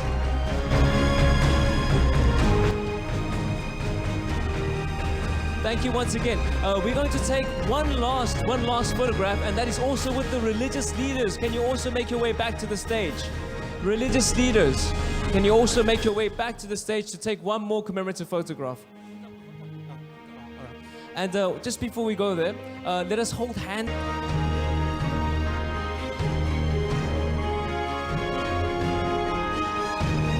All right, thank you very much, Your Excellencies, for your participations, for your patience, and also for everything that you have done for us this day. You will truly remain a part of not only Korean history. Wonke la amavidiyo ebengibonisa wona kubanjaniswa izinkolo zonke emhlabeni. Kubanjaniswa izinkolo zonke bazama ukuletha ukuthula nenhlala kahle. Kubanjaniswa izinkolo zonke emhlabeni, abantu bazama ukuletha ukuthula nenhlala kahle emhlabeni. Kodwa iBhayibheli thena uma bethi bona ukuthula nokuhlala kahle ukubhujiswa. So mase befika esigabeni sokuthi bathi bona ya manje sesifikile. Then iBhayibheli bese ithi yona ukubhujiswa kuya kubazuma njengokhulelweyo uma sesifikile isikhathi sakhe sokuteta. La eSouth Africa abanye singakubukela kodwa kwe-United Nations. La eSouth Africa uSathane nokwenza kwabalula wavisa abantu baqala ukwenza izinto eziphuma endleleni. Abanye badlisa abantu inyoka, abanye baphuza abantu ama-jet fluid nama-petrol, abanye badlisa abantu utshani. And then uSathane waseqala okunye futhi okwakubonakala kuyikuxazulula inkinga ekhona esiKristwini, inkinga ekhona kuzinkolo. And then kodwa uSathane uyazi ukuthi umhlaba ulusa ukuthi uye kuphi. uSathane uyazi ukuthi umhlaba ulusa ukuthi uye kuphi. uSathane ubambanisa umhlaba ukuze umhlaba uphikisane nabantu bakaNkulunkulu emuntwini abafakazi bakhe. uSathane uyayazi into ayenzayo. Exactly. Hence we're saying they must have an umbrella organization. A lot of, other churches have formed themselves into umbrellas, where they say we're like-minded people, we're the same type of Christians, and we're going to have this umbrella organization. But what we're saying is that we don't see room for a group of pastors who are in the doom business and say we're starting a doom business situation. What we're saying is that, for instance, you find that in the old churches, the Methodist Church has its own structure. They monitor themselves, they train their people, they do everything themselves. They discipline them if they do something wrong. So what we're saying, we're asking for a similar process.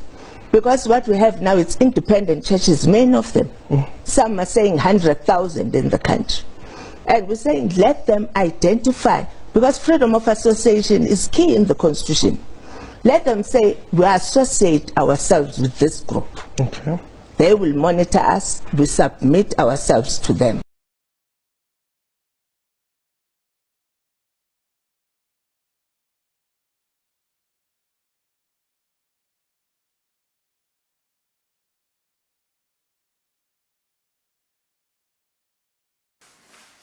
Example 14.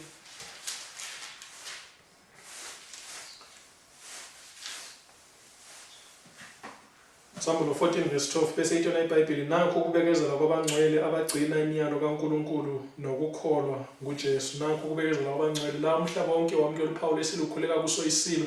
iBhayibheli litshela nakho ukubekezela kwabangcwele abasoze bakhothame kuso isilo bazwa ngani bagcina imiyalo kaNkulunkulu nokukholwa nguJesu. Now ithi yena iKing James Version, they keep the commandments of God and the faith of Jesus, nokukholwa kukaJesu.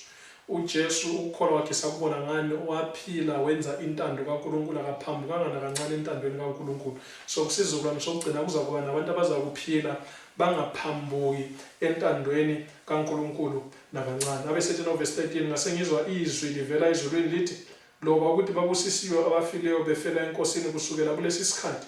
Yebo usho umoya kuze baphumule ekukhandlekeni kwabo ngokuba imisebenzi yabo iyabalandela. Babusiswa abafileyo befela enkosini ngaphansi kwesigijimi sengilosi yokuqala nesibili nesithathu. Babusisiwe abafileyo befela enkosini ukuze baphumule ekukhandlekeni kwabo ngokuba imisebenzi yabo iyabalandela. Na kunesibusiso esikhethekile. Na abantu bonke abafayo bekholwa bafa bebusisekile ngoba bafa bafele ethembeni lokuthi kwenda bazovuka bevukela ukuphila okungapheliwe. Kodwa ngaphansi kodaba lwengilosi yokuqala nesibili nesithathu kunesibusiso esikhethekile. Okusho ukuthi abantu abafa kusukela ngo-1844 kuza kusukela ngo-1844 ukuze kuyofika ekuvalweni komusa iBhayibheli ibanikeza isibusiso esikhethekile. Usambulo 14 usivezela lokho. Bese ithena iBhayibheli uSamulo 14 sengixosha isikhathi sami la isikhathi sesiyangishiya.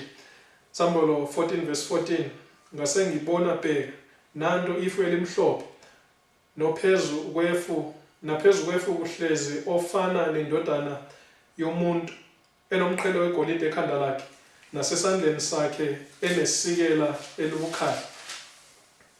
Enye ingilosi yayisiphuma ethempelini imemeza ngezwi elikhulu ithi kohlezi phezu kwefu faka isikela lakho uvune ngokuba kufikile isikhathi sokuvuna ngokuba sekomile okuvunwayo komhlaba. Ohlezi phezu kwefu wayeseliphonsa isikela emhlabeni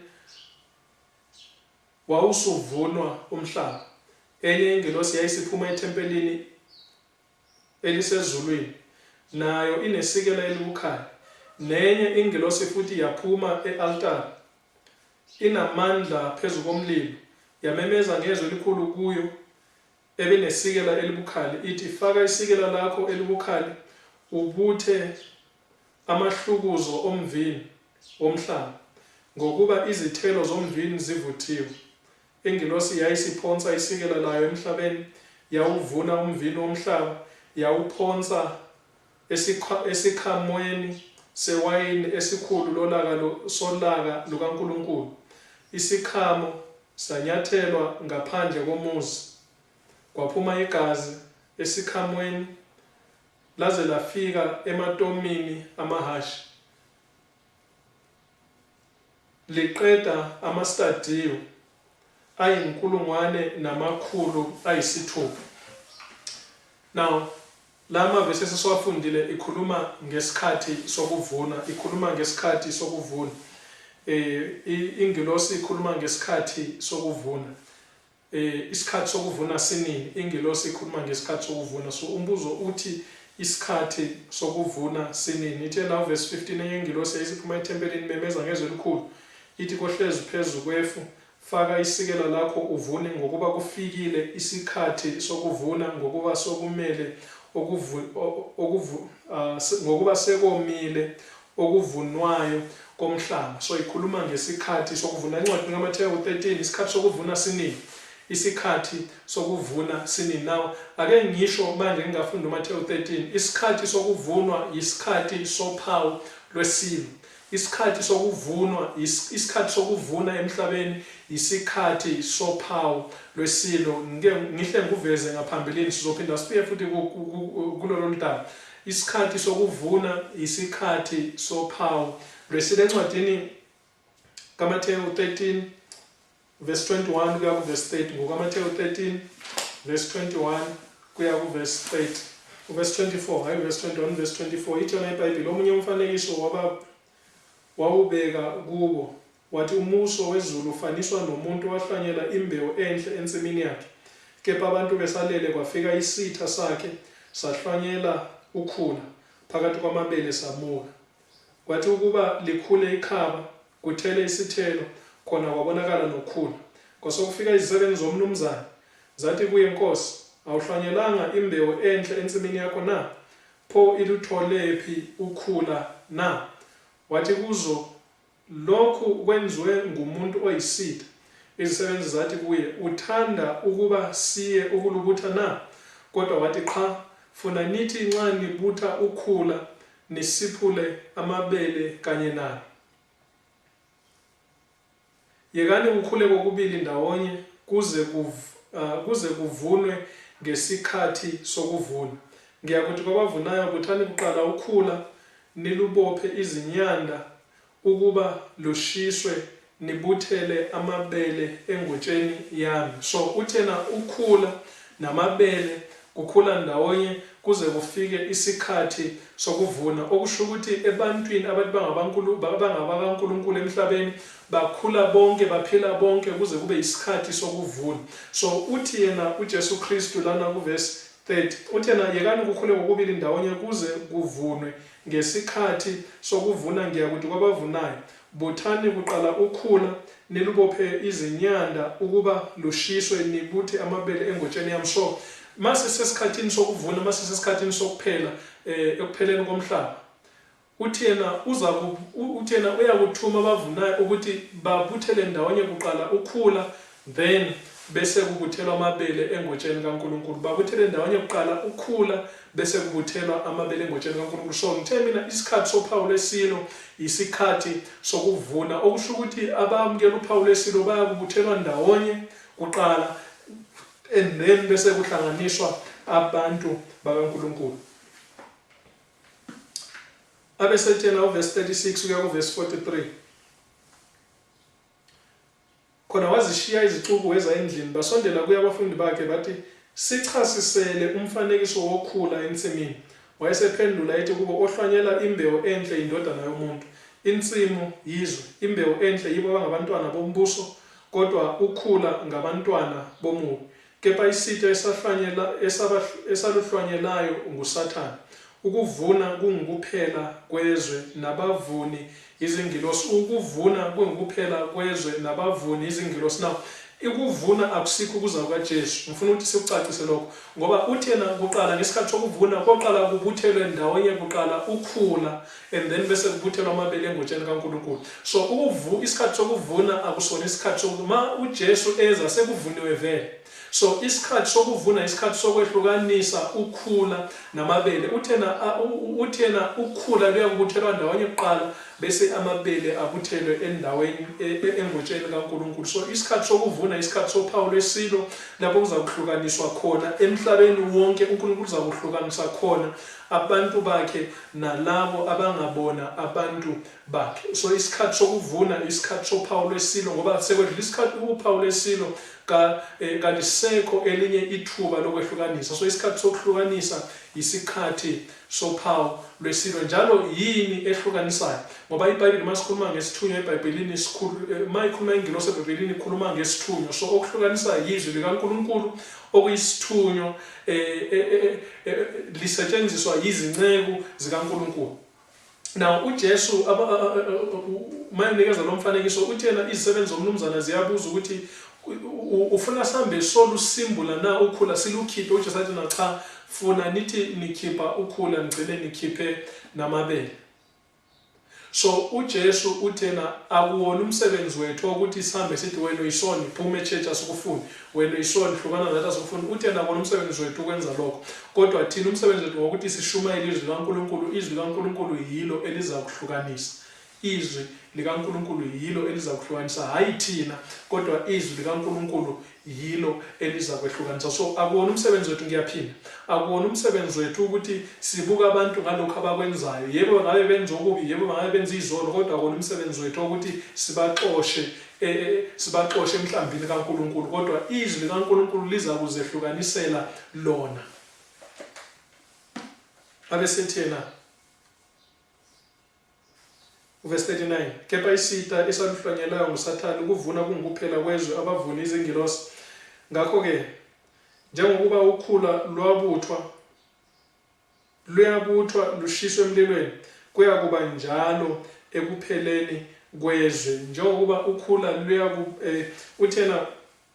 njengokuba ukhula luyabuthwa lushiswe emlilweni, kuyakuba njalo ekupheleni kwezwe. So ekupheleni kwezwe ukhula luyabuthelwa ndawonye lulungiselela ukushiswa, and then abantwana bakaNkulunkulu base bebuthelwa engotsheni kaNkulunkulu. And then abesethena kuverse 41, verse 41 wasithi, indodana yomuntu iyakuthuma izingilosi zayo zibuthe zikhiphe embusweni wayo konke okukhubekisayo nabenza okubi, zibaphonse eziko lomlilo lapho kuyakuba khona ukukhala nokugedla amazinyo.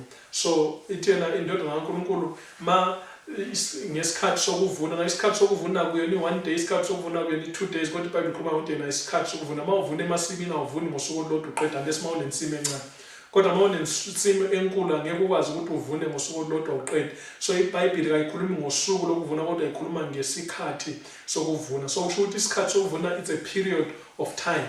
Isikhathi sokuvuna it's a period of time. Ingakho iBhayibheli isivezele isikhathi sokuvuna njengesikhathi sophawu lwesilo. Uphawu lwesilo yilo oluhlukanisayo abantu bakaNkulunkulu nabona abangabona bakaNkulunkulu. Kuzoba indaba yomhlaba wonke. So yilo luzahlukanisa abantu bakaNkulunkulu nabantu abangabona abantu bakaNkulunkulu. Jesu Kristu uthena baya kunikhaphela banihambise banilethe emkhandlwini, banilethe phambi kwabahluleli ukuba niphendule nxa igama labasithena ningacabanga ukuthi niza kukhuluma ngoba niza kuphiwa ngaleso sikhathi lokho eniza kukhuluma. So yizwi likaNkulunkulu elizobe lehlukanisa phakathi kwalabo abangabona bakaNkulunkulu nalabo abakaNkulunkulu. So abantu bakaNkulunkulu abayade bengalazi iqiniso baza kulizwa iqiniso for the first time, balamukele iqiniso, babalelwe nabantu bakaNkulunkulu. Abayade bezenzisa bengathi bangabantu bakaNkulunkulu baza kuthukuthela, bahlukane nabantu bakaNkulunkulu, bajoyine isitha. So isikhathi sokuvuna isikhathi sophawu lwesilo, isikhathi sokuvuna isikhathi sophawu lwesilo. And then emva kwesikhathi sophawu lwesilo umhlaba sewudecide, abantu sebethethe icala, abantu sebethethe iside, and then bese kuza ulaka lukaNkulunkulu. Abantu sebethethe iside bese kuza ulaka lukaNkulunkulu. Kusambulo 14 ungabheka uSamulo 14 ukuvuna kokuqala kuthiwa sekomile, sekulungele ukuvuna okomhlaba. And then okwesibili bese kukhulunywa ngezithelo zomvini, and then bese zifakwa esikhamweni sikaNkulunkulu, and then as a result of that bese kuza ulaka lukaNkulunkulu okusiletha kuSamulo 15 noSamulo 16. So ukuvuna kwenzeka ngesikhathi sophawu lwesilo, and then ukuvuna mase kuphelile, and then bese kuza ulaka lukaNkulunkulu. So ukuvuna mase kuphelile bese kuza ulaka lukaNkulunkulu. uSamulo 14 usichazela kanjalo. uSamulo 14 usichazela kanjalo. Uverse 20 uthena isikhamo sanyathelwa ngaphandle komuzi, kwaphuma igazi esikhamweni laze lafika ematomini amahashi, liqeda amastadiyo ayinkulungwane 600. So ukuvuna mase kuphelile bese kuza ulaka lukaNkulunkulu. Siyabe sesikuSamulo 15 noSamulo 16. Samulo 15 noSamulo 16 ukuvuna sekuphelile emhlabeni. Samulo 15 noSamulo 16 ukuvuna sekuphelile emhlabeni. Amabele asebuthelwe ndawonye, ukhula nalo selubuthelwe ndawonye bese kuza ulaka lukaNkulunkulu. Usambulo 14 usichazela lokho. Christ Object Lesson, page 7, paragraph 2. Insimbi uKristu wathi umhlaba. Kodwa kumele siqonde lokhu njengokusho ibandla likaKristu emhlabeni. Umfanekiso uyincazo yalokho okumalungana nombuso kaNkulunkulu. Umsebenzi usindisa abantu, njalo lo msebenzi ufezwa ngebandla. Kuyiqiniso ukuthi umoya ongcwele uphumele kuwo wonke umhlaba. Yonke indawo uhamba phezu kwezinhliziyo zabantu. Kodwa kusebandleni la kufanele sikhule khona njalo silungele ingotsha kaNkulunkulu. Imbewu enhle imele labo abazelwe ngezwi likaNkulunkulu iqiniso. Ukhula lumele uhlobo lwabantu abayisithelo lobasamuntu wamanga. Christ Object Lesson, page 74, paragraph 2. Eqinisweni ukuthi abantu basebandleni akubafakazeli ukuthi bangamaKristu. Ukuthi abantu basebandleni akubafakazeli ukuthi bangamaKristu. So abanye babuka abantu abakholwayo, abantu church bathi sonke singamaKristu. Ukuthi sonke se-church akusho ukuthi sonke singamaKristu. Kukhona nje abayi-church kodwa kukhona amaKristu, kunomehluko. So ukhula namabele uNkulunkulu uthena makukhule ndawonye. Njengalapho isigebengu nomuntu ongasona isigebengu, a good citizen, bonke bayisibhedlela esifanayo. Isigebengu asixoshwa esibhedlela, siyalashwa, sithi mase silashiwe bese sifakwe ejele. So ngendlela efanayo kunjalo. Abangalungile kabaxoshwa e-church. uJesu thena makukhule konke kuze kube yisikhathi sokuvuna. Makukhule konke kuze kube yisikhathi sokuvuna. Ngesikhathi sokuvuna kuza kuhlukaniswa amabele nokhula.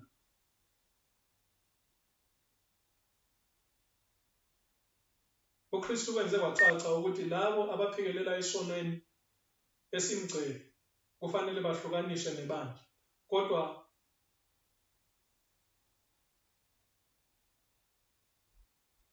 akubekanga kithina umsebenzi wokwahlulela isimilo nenhloso. Uyazi kahle imvelo yethu ukuba asiphe lo msebenzi. Uma singazama ukusimbula ebandleni labo esicabanga ukuthi bangamaKristu ezikhohlisayo, kwamele siqiniseke ukwenza amaphutha. Kaningi sibabona bengenalo ithemba bona kanye labo uKristu abadonsela kuye. Uma besingenza kule mphefumulo ngokwahlulela kwethu okungaphelelanga, bekungase mhlawumbe kucime ithemba labo lokugcina. Abaningi abazicabanga ukuthi bangamaKristu baza kufunyanwa ekugcineni belula. Abaningi bazabe besezulwini labo omakhelwane babo ababecabanga ukuthi ngeke bangene lapho. Umuntu wahlulela ngalokho akubonayo, kodwa uNkulunkulu wahlulela inhliziyo. Amabele nokhula kwamele kukhule ndawonye kuze kube ukuvuna. Njalo ukuvuna ukuphela kwesikhathi somusa. Ukuvuna ukuphela kwesikhathi somusa. So uJesu yena ukuvuna kuba khona ekupheleni kwezwe. Njalo sibona ngani ukuthi sokuphela kwezwe isikhathi sokushaywa kophawu lwesilo. uNkulunkulu uzakuhlukanisa emhlabeni wonke kusizukulwane sokugcina labo abangabona bakhe nalabo abakhe. Uzakuhlukanisa ebantwini bonke abazobe bephila ngaleso sikhathi. Uzakuhlukanisa uNkulunkulu. Ukuvuna kusekupheleni komhlaba. Njalo ukuphela komhlaba kunini? Ngesikhathi sophawu lwesilo. Uma uvuna sekupheleni, and then bese kuza-ke ulaka lukaNkulunkulu phezu kwalabo-ke uphawu lwesilo. Christ Object Lessons, page 75, paragraph 1. Itshela iBhayibheli ukhula lufana namabele kakhulu lapho luseluhlaza. Kodwa lapho amasimu esemhlophe selungele ukuvuna, ukhula olungenancedo kalwabe lusafana namabele akhothama ngaphansi kwesisindo samakhanda awo agcwele evuthiwe. Izoni ezenza ukuzishaya kwamanga zihlanganyela okwesikhathi nabalandeli beqiniso bakaKristu. Njalo nesimo sobuKristu sibaliwe ukukhohlisa abaningi, kodwa ekuvuneni komhlaba kobe kungekho ukufana phakathi kokuhle nokubi. Ekuvuneni komhlaba isikhathi soPawulo esilo kobe kungekho ukufana phakathi kokuhle nokubi, kobe kuyimpumalanga nentshonalanga. Abantu bazakwenelisa ukuthi bakubone kucace ngobha, bakhethe ukuthi bona bafuna ukuba kuliphi icala. Lapho-ke labo abahlanganyele kunye noKristu, abahlanganyele kunye nebandla, kepha bengahlanganyelanga kunye noKristu, bayakubonakaliswa. Bese ukhula luyahlanganiswa ukuba lushiswe, amabele abuthelwe engotsheni kaNkulunkulu. Ukhula luyahlanganiswa ukuba lushiswe, amabele abuthelwe engotsheni kaNkulunkulu. Encwadini kaNumeri 16 verse 23 kuya verse 26, uNkulunkulu wehlukanisa lapho esiletha khona ukwahlulela ebantwini bakhe. Wehlukanisa wathi kuMose, tshela abantu ukuba bahlukane nendlu kaKhora, bahlukane noKhora, noDathani, no-Abhiram, nezindlu zabo, ngokuba namhla ngiyabahlulela ngendlela efanayo uNkulunkulu engalethi izahlulelo zakhe kusizukulwane sokugcina esamukela uPawulo esilo. uNkulunkulu uzakwehlukanisa ukhula namabele, uzakwehlukanisa labo abamkhonza ngeqiniso nangomoya, nalabo abazenza sengathi bayamkhonza kodwa bemkhonza emangeni. uNkulunkulu uzakwehlukanisa. Isikhathi sami sihlala singishaya njalo. Testimonies to Ministers and Gospel Workers, page 446, paragraph 1. Ingelosi efanayo eyavakashela iSodoma izwakalisa izwi lokuxwayisa, balekela impilo yakho. Amabhodlela olaka lukaNkulunkulu ngeke athululwe ukuba kuchithwe ababi nemisebenzi yabo, kuze bonke abantu bakaNkulunkulu bahlulelwe, njalo sekunqunyiwe ngodaba lwabaphilayo nabafileyo. So ulaka lukaNkulunkulu olukuSambulo 16 ngeke luze until uNkulunkulu eseqedile ukuvuna. Ngeke luze until uNkulunkulu eseqedile ukuvuna, usho ukuthi seqedile ukwahlulela abaphilayo nabafileyo. Zicolekile izehlakalo ezibambene nomsebenzi wokugcina wokubuyisana, ziyiqophamlando izithakazelo ezithintekayo lapha. Manje ukwahlulela kuyenzeka kuthabanekele eliphezulu. Okweminyaka eminingi lo msebenzi bewuqhubeka. Maduze akekho owaziyo ukuthi maduze kangakanani uza kudlulela odabeni lwabaphilayo. Sokusukela ngo-1844 umsebenzi wokwahlulela, uNkulunkulu wahlulela abantu bonke abafa bebiza igama likaKristu. Bonke abafa bekholwa uNkulunkulu uyabahlulela kusukela ngonyaka ka-1844. Abesenamaduze akekho owaziyo ukuthi maduze kangakanani lo msebenzi uza kudlulela odabeni lwabaphilayo. Great Controversy 483 paragraph 1. Lapho incwadi yamarekhodi ivulwa ekwahlulelweni, izimpilo zabo bonke abakholwa nguJesu ziyabuyekezwa phambi kukaNkulunkulu. Kuqala ngalabo abaphila kuqala emhlabeni, ummeli wethu letha udaba lwezizukulwane sinye ngasinye ngokulandelana kwazo, abesevala ngodaba lwabaphilayo. So waqala ngezizukulwane ngokulandelana kwazo, ngalabo abaqala ukuphila emhlabeni izukulwane ngokulandelana kwazo, and then lwabaphilayo. Udaba lwabaphilayo lufika ngesikhathi sophawu lwesilo. Faith I Live By, page 211. Ngesikhathi esimiselwe ukwahlulela, ukuvalwa kwezinsuku eziyinkulungwane 2,300 ngonyaka ka-1844 kwaqala umsebenzi wokuphenya nokwesulwa kwezono. Bonke abazithathela phezu kwabo igama likaKristu kwamele badlule kokufunisisa kwawo kokuhlolisisa. Bonke abaphilayo nasebashonayo kwamele bahlulelwe. Ngalezo zinto ezilotshiweyo ezincwadini njengokwemisebenzi yabo, yathi ingilosi bonke bayakulungisiswa ngokholo lwabo, njalo bahlulelwe ngemisebenzi yabo. Bonke bayakulungiswa ngokholo lwabo njalo bahlulelwe bethi bayakholwa. Bible Commentary volume 7 page 976 paragraph 2. Inkosi ingibonisile ngokucacile ukuthi umfanekiso wesilo uza kubunjwa ngaphambi kokuba umusa uvalwe, ngokuba kwamele ube yisivivinyo esikhulu kubantu bakaNkulunkulu okonqunywa ngaso isiphetho sabo saphakade. Umfanekiso wesilo uya kubunjwa ngaphambi kokuba umusa uvalwe, njalo umusa uvalwa nini? Umusa uvalwa ukuvuna sekuphelile. So okuletha ukuvalwa komusa uphawu lwesilo, okuletha ukuvalwa komusa uphawu lwesilo. So kusho ukuthi udaba abaphilayo bahlulelwa ngesikhathi sophawu lwesilo, lapho abantu emhlabeni sebenikezwa ukuthi bakhethe ngokokugcina ukuthi bafuna ukuma eqinisweni noma bafuna ukuma emangeni, bafuna ukuma kusabatha likapapa, isabatha lamanga, noma bafuna ukuma kusabatha leqiniso, isabatha likaNkulunkulu. So kuyabe kuyisikhathi sokwahlulela abaphilayo.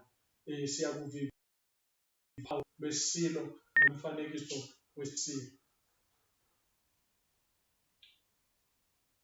Lapho isishayamthetho sibumba imithetho ephakamisa usuku lokuqala lweviki, silubeke endaweni yosuku lwesikhombisa, ithuluzi likaSathane lobe seliphelelisiwe. Ngo-1798, February 1798, amandla kaPapa asuswa emhlabeni. 1844, icilongo lesikhombisa, uJesu wangena endaweni engcwele ukwenza umsebenzi wokwahlulela. Ma sewuphela lo msebenzi wokwahlulela, amandla asemhlabeni aza kunikezwa uJesu Kristu. 1844 uJesu wahlulela abafileyo. 1870 Papa walahlekelwa, umbuso wopapa walahlekelwa ngamandla okubusa i-Italy. 1929 umbuso wopapa wathola amandla okubusa njalo iRoma. Umbuzo ukuthi umbuso wopapa uthola nini amandla okubusa umhlaba wonke? Lapho-ke ukwahlulela kuya kusuka kwabafileyo kuye kwabaphilayo. Ma umbuso wopapa sewuthola amandla okubusa umhlaba wonke, lapho umthetho wawopapa sewushaya ngomthetho wawomeni, ukwahlulela kusuka kwabafileyo kuya kwabaphilayo.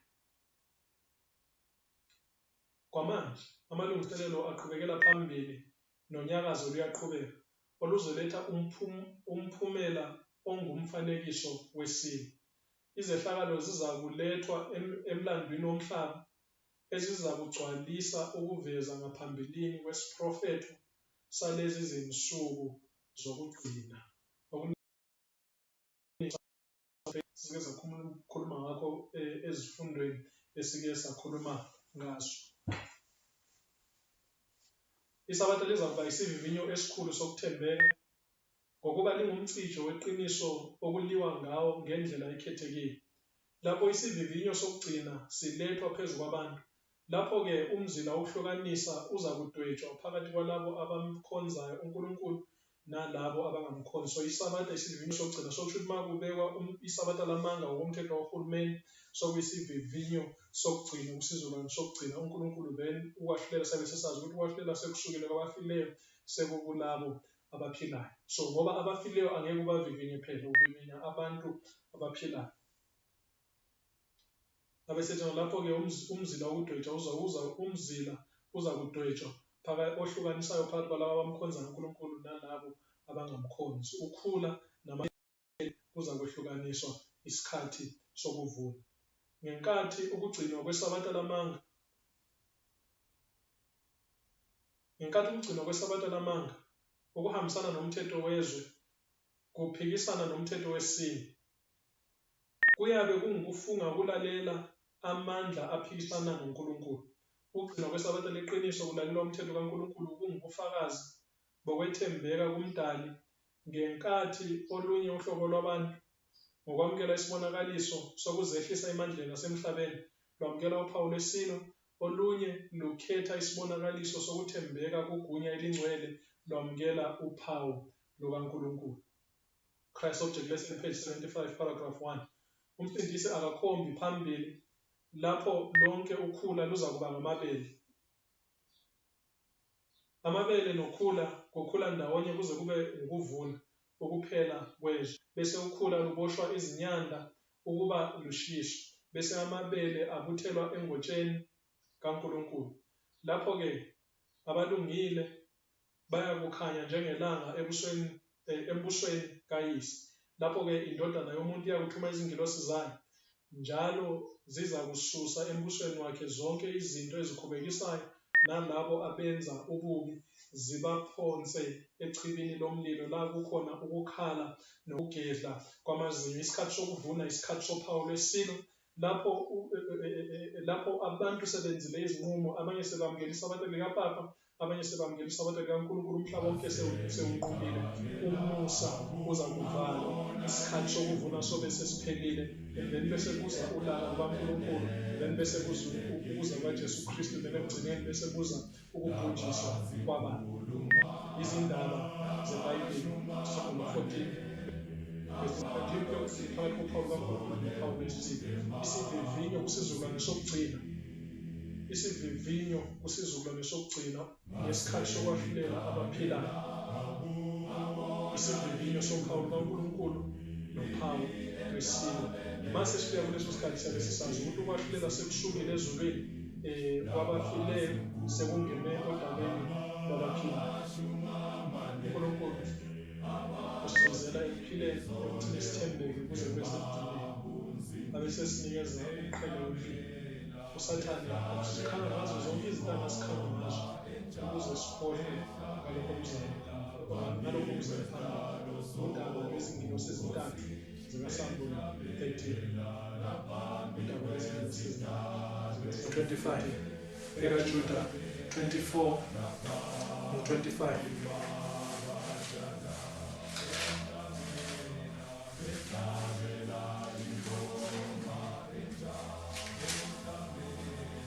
Verse 24 no-25.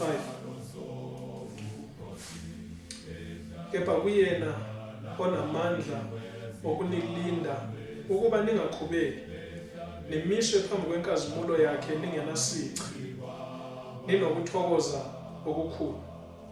Kuye uNkulunkulu oyedwa umsindisi wethu, ngaye uJesu Kristu inkosi yethu, makube ngokukhazimula nobukhosi namandla negunya, kungakabikho izikhathi namanje nakuze kube phakade. Amen. Kuye uNkulunkulu onamandla okusigcina singaqhubeki. Makabagcine abantu bakhe, makasiqinise njengabantu bakhe, makasinikeze amandla ukuthi siqhubeke endleleni yakhe, singawi kodwa sime endleleni nasezwini lakhe, siqhubeke endleleni yokulunga kuze kube sekugcineni, ukuze ukuthi uphawu lwesilo maselethwa phezu komhlaba wonke sitholakale sithembekile. Masithembekeni namhlanje, uNkulunkulu uza kusiqinisa, unamandla ukuthi asibambe ngesandla, ahambe nathi, asinikeze umnqobo ngoJesu Kristu. Asithandazeni. Nkosi yamakhosi, bawethu esezulwini, esikufisayo ukuba ngalesi sikhathi lapho uza kwehlukanisa ukhula namabele, singahlukaniswa sibe ingxenye yokhula kodwa sigcinwe engotsheni kaNkulunkulu namabele. Sicela abana usenzele okuhle, sicela abana usenzele umusa. Ziningi izivivinyo ezizayo ukuhlukanisa, esikucela Nkosi ukuthi thina abantu bakho sinikeze ukuthembeka ngazo zonke izikhathi, sinikeze amandla ukuba sihlale entandweni yakho, kube ngusindiswa kwemiphefumulo yethu. Sinike izilimo, umhlaba uyakhamba, umhlaba usidonsela kude noJesu Kristu. Sicela ukubana ungavumi ukuba amehlo asuke kuwo, mawadonsele ngakho izikhathi zonke. Sicela ukuba uJesu Kristu agcine attractive phambi kwethu izikhathi zonke, ukuba naloba sekunjani singasuke kuwe kodwa sihlale kuwe izikhathi zonke. Senzele okuhle, usenzele umusa, kube ngusindiswa kwemiphefumulo yethu. Egameni leNkosi uJesu siyathandaza. Amen. Ngasengikhangela ngabona ihundu limi entabeni engcwele iZiyoni, labazinkulungwane namashumi amane abalothi ibizo lehundu emabunzini. Ngasengikhangela ngabona ihundu limi entabeni engcwele iZiyoni, labazinkulungwane namashumi amane abalothi ibizo lehundu emabunzini. Behlabela ingoma entsha, behlabela phambi kwesihlalo sobukhosi, behlabela phambi kwezithandwe ezine.